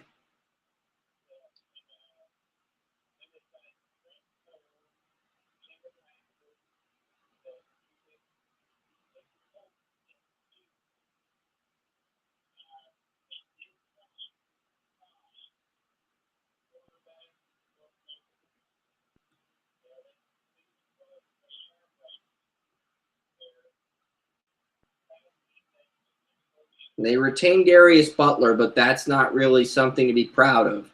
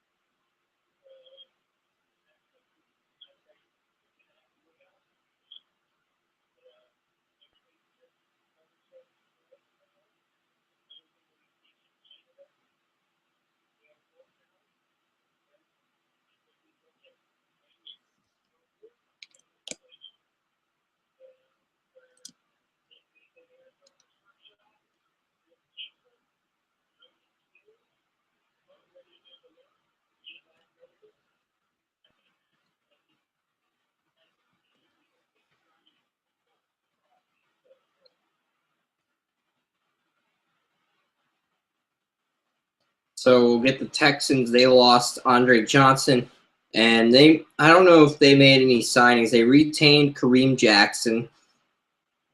I mean, they released Chris Myers at center. They gave Derek Newton a 4-year extension. The Texans didn't really do much to solidify their needs, and there were talks they might get Will Fork. I don't know if they did, but they really didn't get any needs, and the Jaguars got a lot of needs. They got Julius Thomas, Jeremy Parnell. I think that's a solid signing. I want to be objective about it. And they brought in another corner, Devon House. He was a dime corner in Green Bay, but they believe he can be the #1 field corner. So we'll see if him and Aaron Colvin can hold down the fort at corner. I feel like the Jaguars got most of the pieces they needed, but they still need a guy like Leonard Williams or Fowler at left end in the draft. You're still going to need a running back. You're still going to need a few pieces. And if you get in a position where you can go 8-8 or 9-7, that'll be a successful season. And if you go 7-9 or 6-10, it means you need a new offensive tackle, and it's not Bortles' fault. But if he struggles after 2016, Bortles, then you have to find a new quarterback. But the Jaguars need to be patient with Bortles because they have a lot of the pieces they want in place.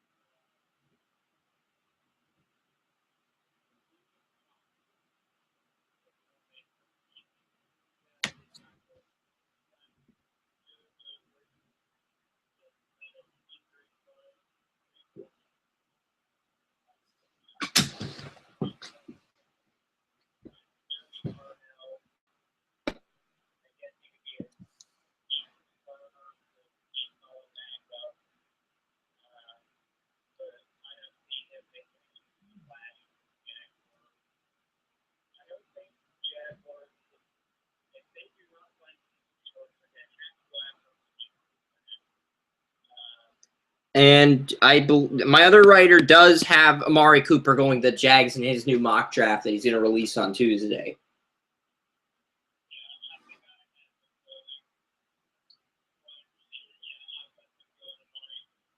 And I was torn between whether to give Fowler or Cooper the pick because the Jaguars have scheduled an individual workout with Amari Cooper, and my writer reported that. I saw that on NFL Network as well. So that's why I was leaning towards Cooper, but then I saw all the experts were like, oh, yeah, they're not going to get Fowler. Everyone, Jeremiah went Fowler, Mel Kiper went Fowler, Charles Davis went Fowler. It's too many people that are in favor of Fowler, and even Walter Football changed his pick to Fowler from Leonard Williams. So it's going to be interesting to see what happens.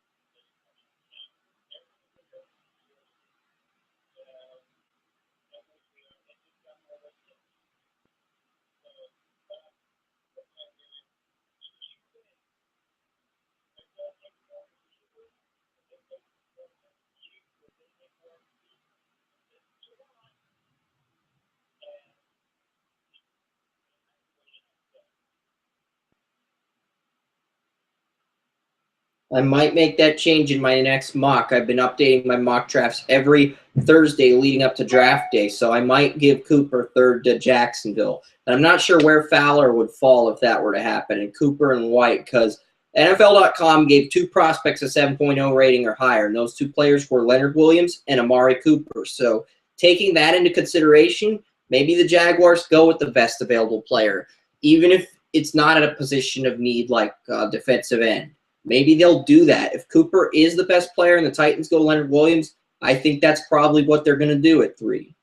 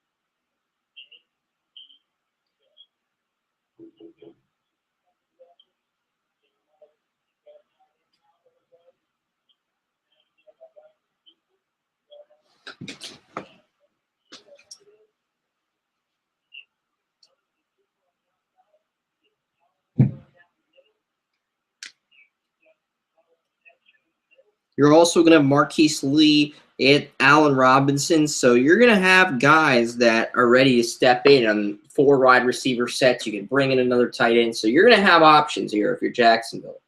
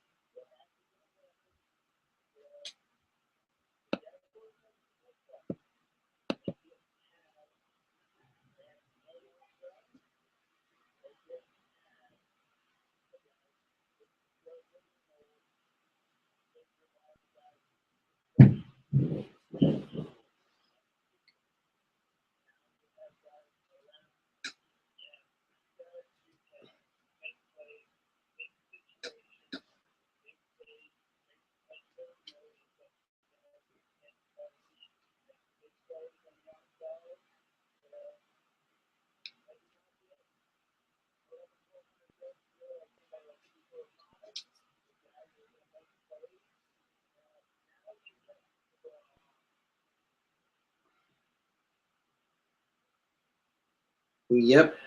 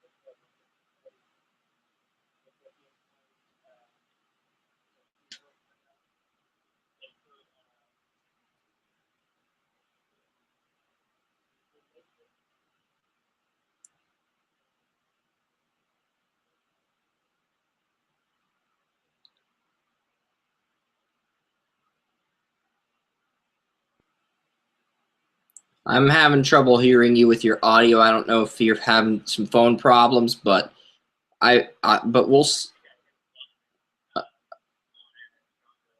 All right.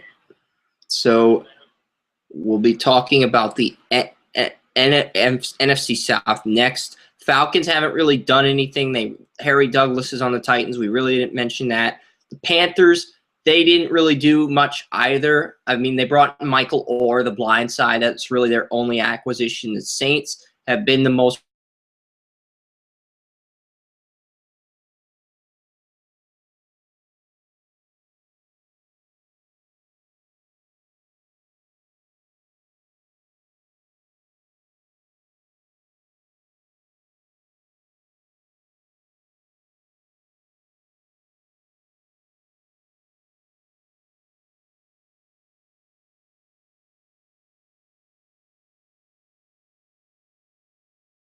active team in this. They're putting themselves in a position where they can take two linebackers in the first round. They can get a guy like Clive Walford in the second, or Devin Funchess, because Funchess had an awesome pro day where he ran a 4.43 at his pro day. So they can get a Funchess or a Clive Walford in the second. They can get two linebackers in the first. They can get a Kendricks or a Stephon Anthony or Paul Dawson at 30. You can get a Randy Gregory or one of those pass rushers at 13. So you're putting yourself in a good position to execute and get some logistics here. So I like what the Saints have done. Tampa Bay, they really haven't done anything yet. They brought in Bruce Carter from the Dallas Cowboys, and that's about it.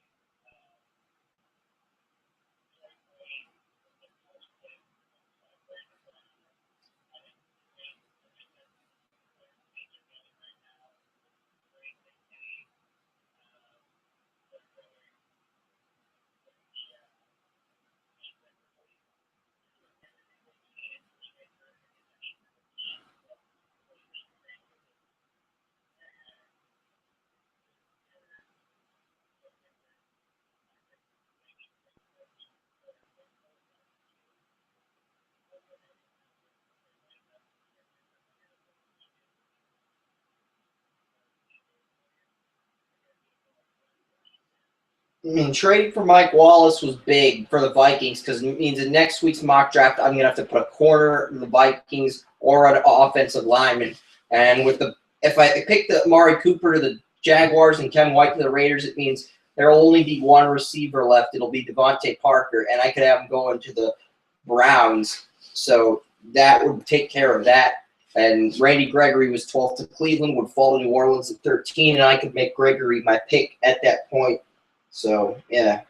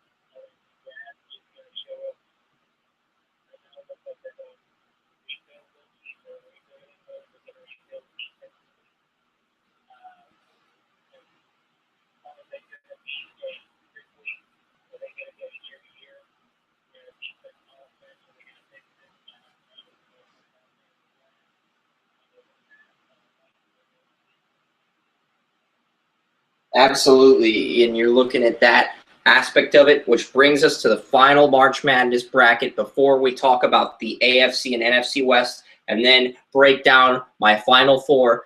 And that's the West bracket, Wisconsin versus Coastal Carolina. I have Wisconsin winning this game. Oregon versus Oklahoma State, LeBryant James. I have them, LeBryant Nash, LeBryant James. I have him guiding Oklahoma State to a win as the 9 seed. Arkansas versus Wofford, 5 seed wins. I have all 5 seeds beating 12 seeds. No 12 seed is going to beat a 5 seed in this year's tournament. Harvard, North Carolina, I hate the Tar Heels. I like Michael Jordan, but I loathe the North Carolina Tar Heels. So I am going with Harvard as a 13 seed. Harvard did pull an upset last year, so this year they beat the Tar Heels. Ole Miss and BYU are playing a play-in game, and the winner of that play-in game will knock off Xavier as the 11 seed. Baylor and Georgia State, I am going with 14 seed, the Georgia State Panthers. They will be this year's version of Florida Gulf Coast with Ryan Harrow and R.J. Hunter at guard, point guard, and shooting guard. They have 2 NBA prospects at point guard and shooting guard, Georgia State. So the Panthers will be this year's version of Florida Gulf Coast, and Florida Gulf Coast was the first 14 seed to ever make the Sweet 16 last year. So I think we could see that 2 years in a row, and I have Arizona beating Texas Southern and Ohio State beating Virginia Commonwealth. They have D'Angelo Russell. He's projected to be a lottery pick in this year's NBA draft, a top 5 guy. So I think Ohio State, they will win a game. And then there's the Sweet 16. Wisconsin will meet Arkansas. Arkansas will beat Harvard. Wisconsin will beat Oklahoma State. You'll have 11 seed Ole Miss or BYU against 14 seed Georgia State. And I think Georgia State goes in. They win that game regardless of who they play. And the Georgia State Panthers are in the Sweet 16 as a 14 seed. They're this year's Cinderella. And then we're going to have Arizona. They've got Frank Kozlowski, Stanley Johnson, who is a tremendous wingspan for a small forward. His wingspan's bigger than Durant's. And you're going to have Rhonda Hollis-Jefferson. You're going to have a lot of guys that know how to play physical defense. And I think that's why Arizona beats Georgia State. Wisconsin beats Arkansas. And I really had a tough time deciding between Wisconsin and Arizona. I was getting to the point where I was going to let you pick who would win that game for me, Joey. But I'm going with Arizona. And I've got them beating Sam Decker, Frank Kaminsky, and the Wisconsin Badgers. Both Wisconsin and Arizona won their conference tournaments.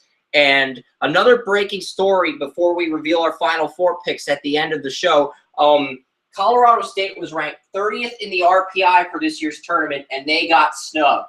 They did not make the tournament. The first time since the field expanded to 64 that a team in the top 30 in the RPI has missed the NCAA tournament. How do you feel about that?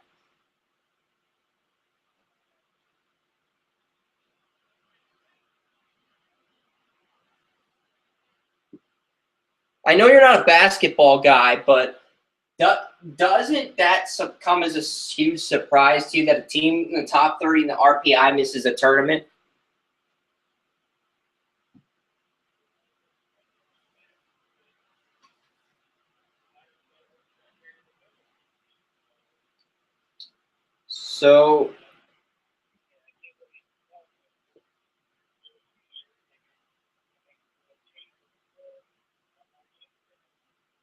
So we'll talk about the West teams, and then after that, I will reveal my winners before we sign off. So we'll talk the AFC West and the NFC West. I think the biggest loss in free agency, Denver Broncos lost Orlando Franklin. They lost Terrence Knighton. They lost Raheem Moore to the Houston Texans, which we failed to touch on earlier. And the Broncos losing all those guys. They lost Julius Thomas to the Jaguars. Losing all those guys and not finding replacements for them. Wade Phillips deciding we're going to go from a 4-3 to a 3-4 defense. All of that hurts the Broncos. So I think they are the biggest losers of free agency. They might be able to come back in the draft, but the Broncos are, without a doubt, the biggest losers of free agency in the AFC West. Kansas City brought Macklin. They brought in the guard, Ben Grubbs from the New Orleans Saints. All they had to do is give up a 5th-round pick. I like that move. It bolsters the offensive line. They've retained Hawley and Houston for next year. Rob Parker, the guy that played that #1 field corner roll down the stretch, who had some good games, he's back. So I like what the Kansas City Chiefs did for the most part. So I'm really confident that the Chiefs, if they continue to get the right pieces, that they might make a wild card run at this. The San Diego Chargers, they got Orlando Franklin. After losing Luis Vasquez to the Denver Broncos, Orlando Franklin comes to San Diego, and they've put themselves in a position where, even though they lost Eddie Royal of the Chicago Bears, they bounced back by getting a guy like Jacoby Jones to fill his shoes, and they lost Dwight Freeney and Jarrett Johnson. They're going to have to rebuild it outside linebacker. They'll have to rebuild it nose tackle.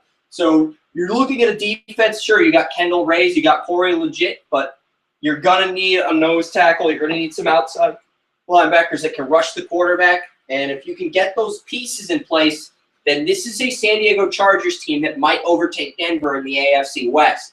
And finally, you got the Oakland Raiders. The Raiders, they replaced Wisniewski with Rodney Hudson of the Chiefs. I don't understand why they did that.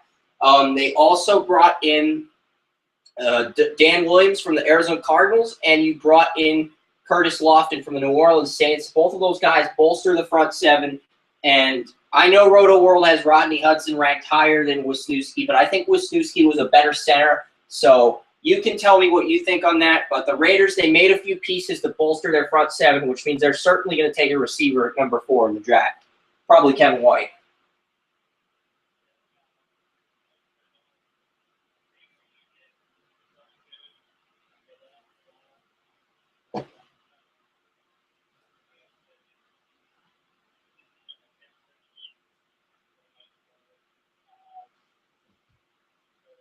So they're going from a West Coast offense.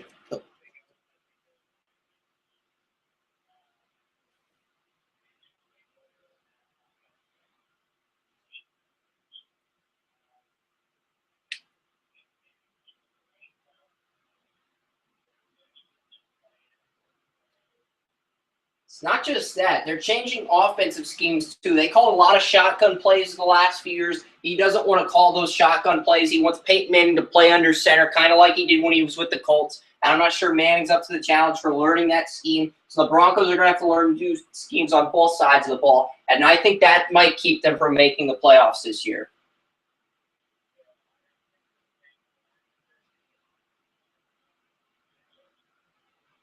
Now, with Manning and Welker making at least $12 million each, they can do whatever they want with their millions of dollars, okay?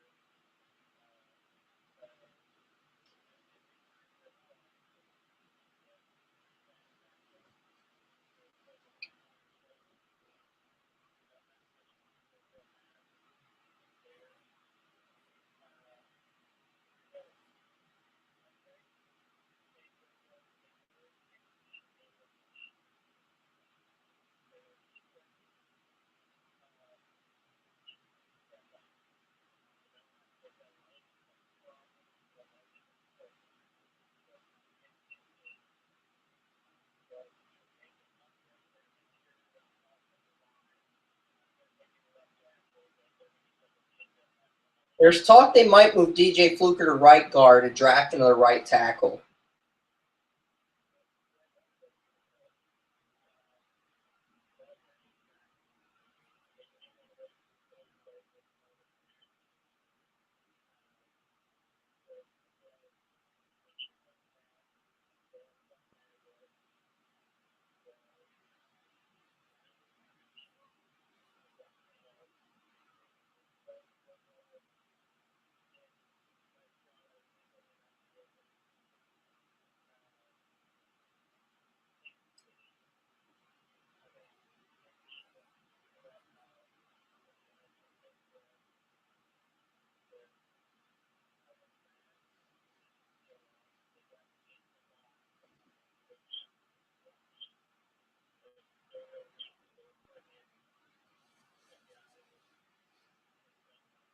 Jason Avant is a slot receiver at best, and the Panthers did this last year too, and it really pissed me off because I was like, are these guys seriously thinking that Jason Avant is still a number 2 receiver? He was a slot receiver with the Eagles. He was always they had Westbrook was the running back, but they had Todd Pinkston or whatever his name was, and then they had Terrell Owens, and then they had Avant as a slot receiver, and he's always been a slot receiver at best.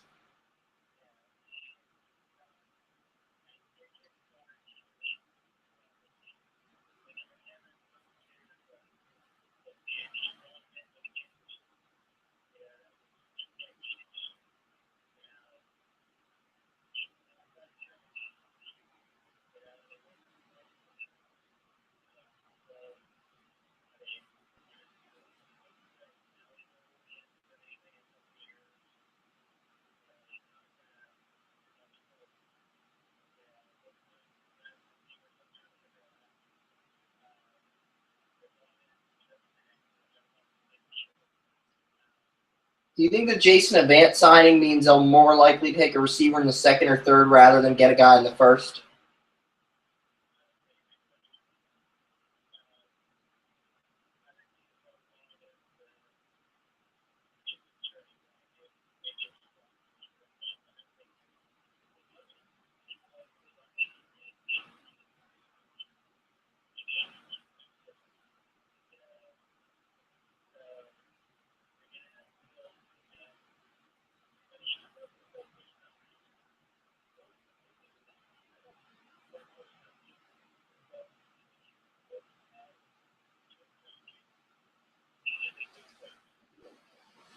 I feel like he's better than Chip Kelly.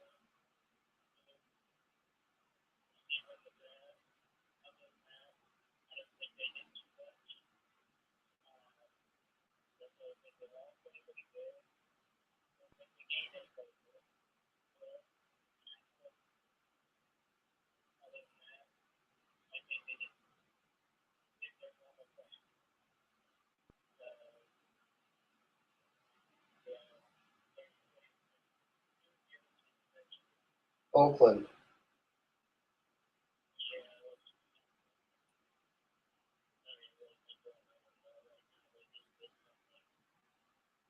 So those signings meant nothing. Curtis Lofton and Dan Williams, those signings, they did. They brought him in as a backup, and they got Lofton from the Saints and then Dan Williams from the Cardinals.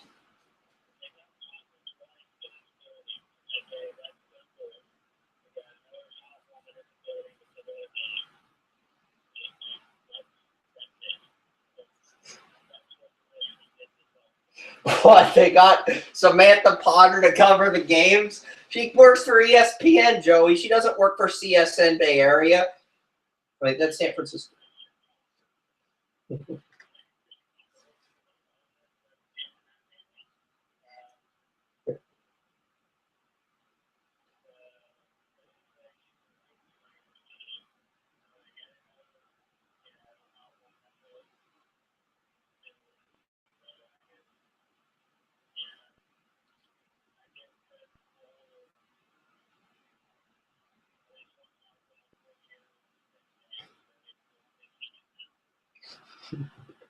All right, so that's that. We have the NFC West division. And the Cardinals, they lost Dan Williams, but they bring in Sean Weatherspoon from Atlanta as an inside linebacker. I don't understand that move. I think their biggest acquisition as a team was, and yeah, they lost Darnell Dockett to the 49ers, but as a team, this Arizona's biggest acquisition was Mike Iupati from the 49ers. It's almost like Arizona and 49ers traded Dockett to San Francisco for Iupati, and Arizona won that trade, even though both guys signed as free agents to the opposite teams. So I think Mike Iupati is a guy that is really going to be a huge difference maker for the 49ers up front on that offensive line next to Jared Bellier.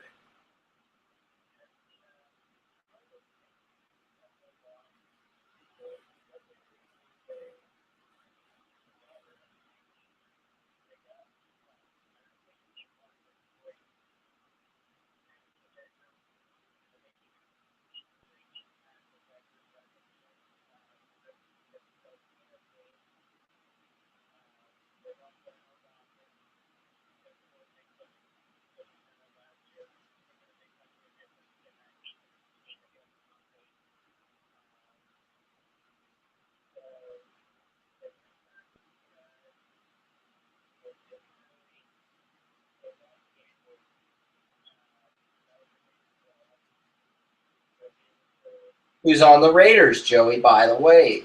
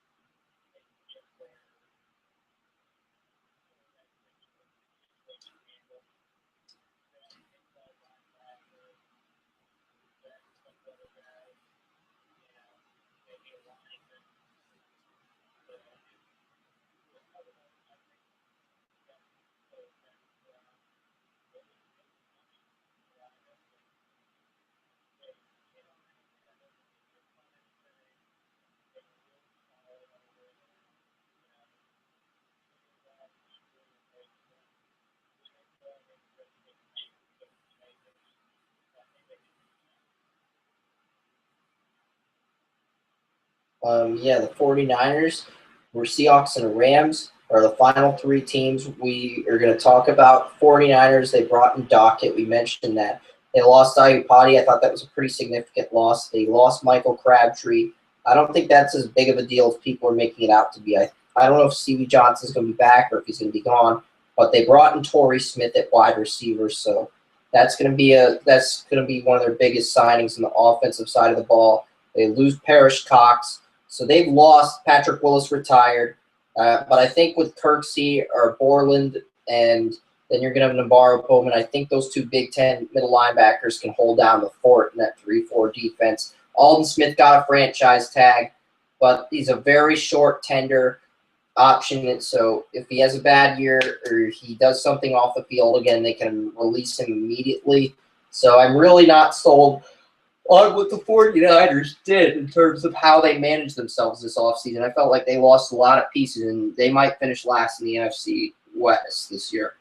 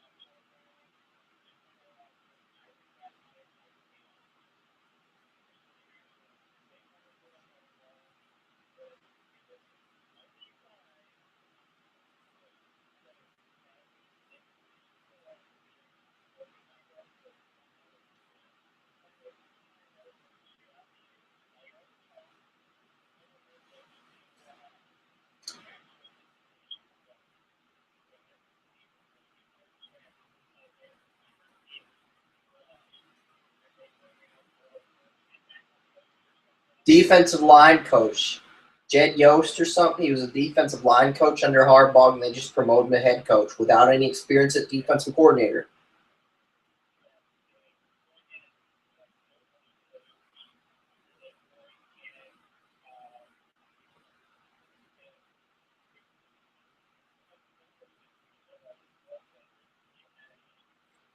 They promote a defensive line coach. They don't go out and get a coordinator, or they get a positional coach like a quarterback coach from another team. They promote their defensive line coach from their own roster up to head coach.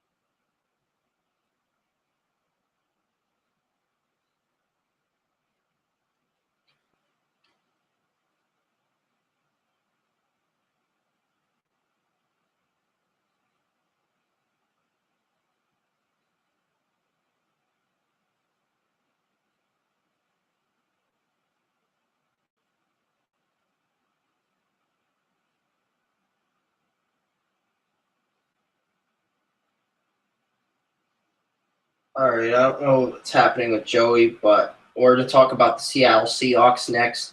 And I think you can come in. I'm just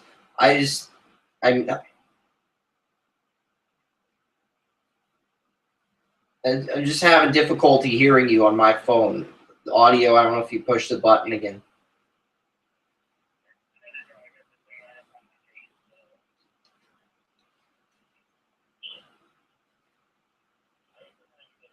You are good now.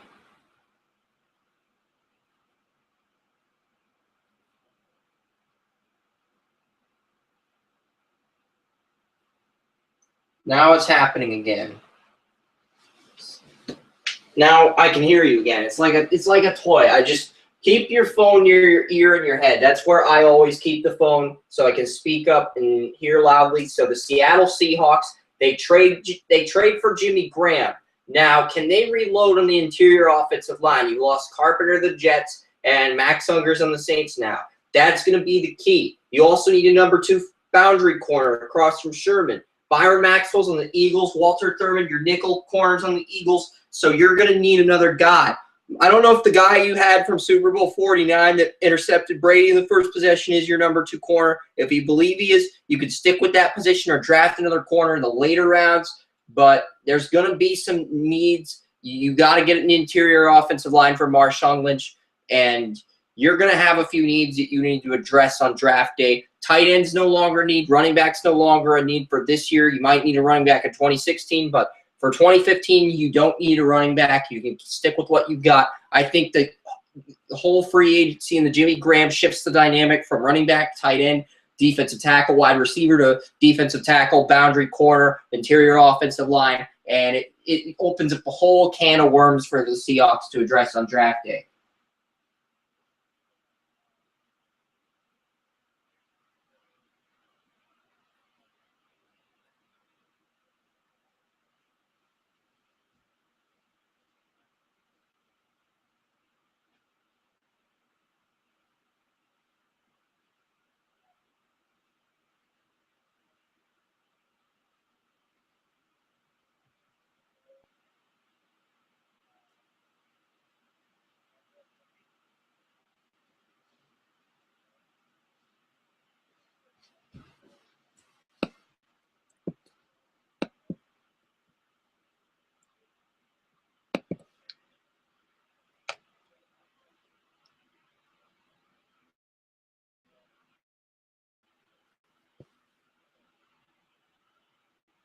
There's the Legion of Boom auditions at Seahawks training camp this year. There will be the Legion of Boom auditions. Like in Van Wilder, they had to audition to see who would succeed Van Wilder at that college. So there will be auditions to see who will join the Legion of Boom with Sherman Chancellor and Earl Thomas. So we've got that to look forward to. And final team of the St. Louis Rams before I wrap things up with my final four predictions. So we'll talk about the Rams. They got Nick Foles. They've brought in Nick Fairley. So you've brought in some Nicks. You've lost Scott Wells as your star center. So center's going to be an issue in the draft. Now, they got the rest of their players back, though, on both sides of the ball. They've retained Kenny Britt. They gave him a 2-year deal. Brian Quick's back as well. So the Rams, I think they'll probably go TJ Clemmings in a 10. I've been sold on that pick for a while now, mainly because I saw Jeff Fisher and a Pitt offensive line coach at the Panera I worked at. So, and ever since then, I've been sold on TJ Clemmings at number 10 to the Rams, and I'm not changing that pick. And if I'm wrong on draft day, I'm wrong on draft day. I'll live or die by the sword. So I'm gonna go with Clemmings 10 at the Rams. Maybe they'll get a center in round 2 if Grossu slips to 42 or 40, wherever they're picking. They have to take him at that spot because of the value. So if they can get those two guys in the first 2 rounds, I think that's a successful draft for the Rams. And I think they're in a position where they have a window of opportunity to challenge the Seahawks and possibly win this division.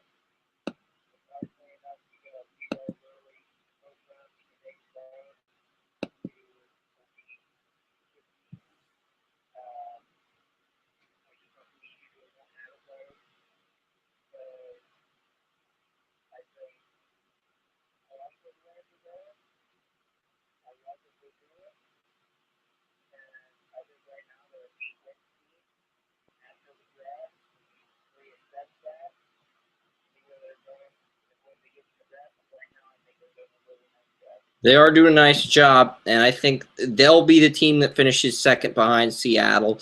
And if they meet in a wild card game in Seattle, I wouldn't be surprised if the Rams won that. Remember, they beat Seattle in head-to-head play when they were much stronger last year when the Seahawks were. Seahawks are going to be a little bit weaker this time around, and the Rams' defensive tackles are stronger.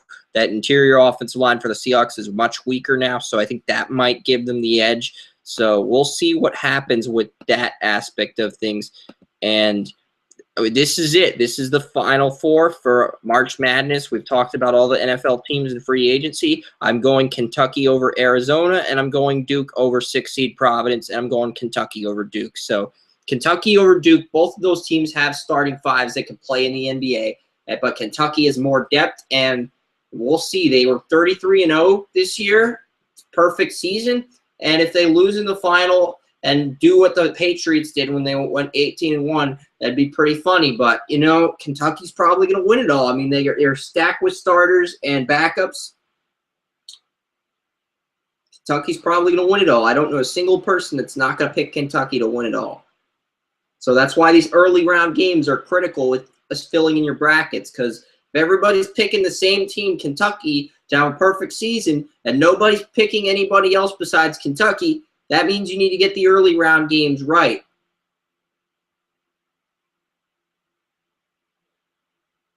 Yep, that's how it is with March Madness. And, I mean, there's a lot we could go over. We could talk about our mock drafts. There's a lot we could do, but it's 9 p.m. We've had a good 2-hour show, and I reloaded the talk shoe page. So there won't be any awkward pauses if I push end call.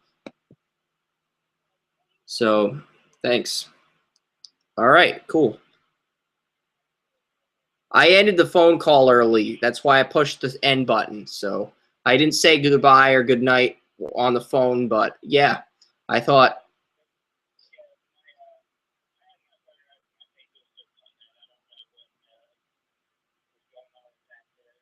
I just pushed end the call because I felt like 9 was a good time, and I didn't want it to sound awkward if I just pushed the end button and nothing showed up. So I reloaded the end button a few minutes early, and it ended the call on time without that awkward pause where I have to reload. So that's my new assignment. I have to reload the page a few minutes before we're going to end.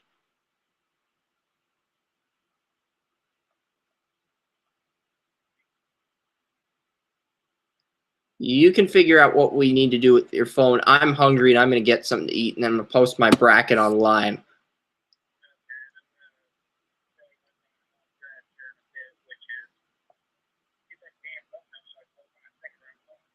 All right, cool.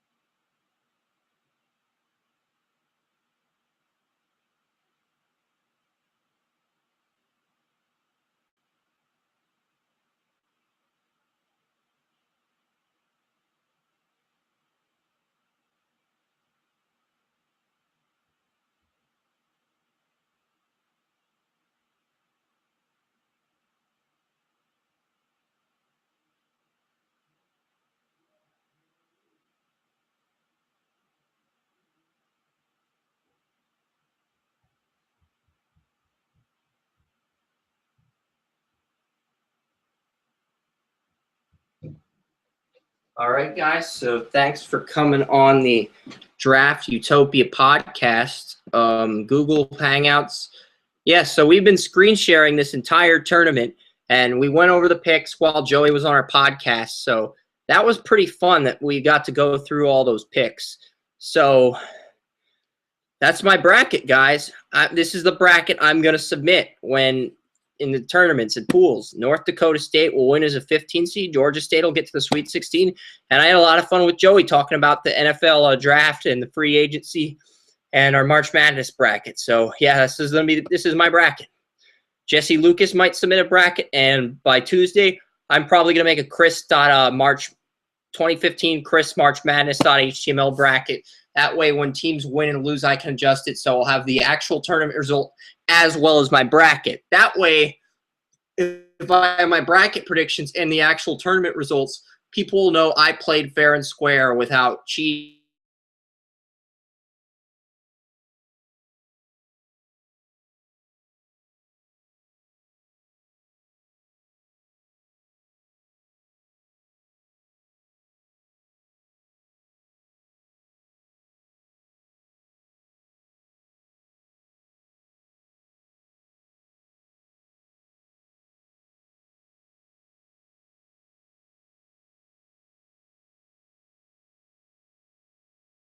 the game.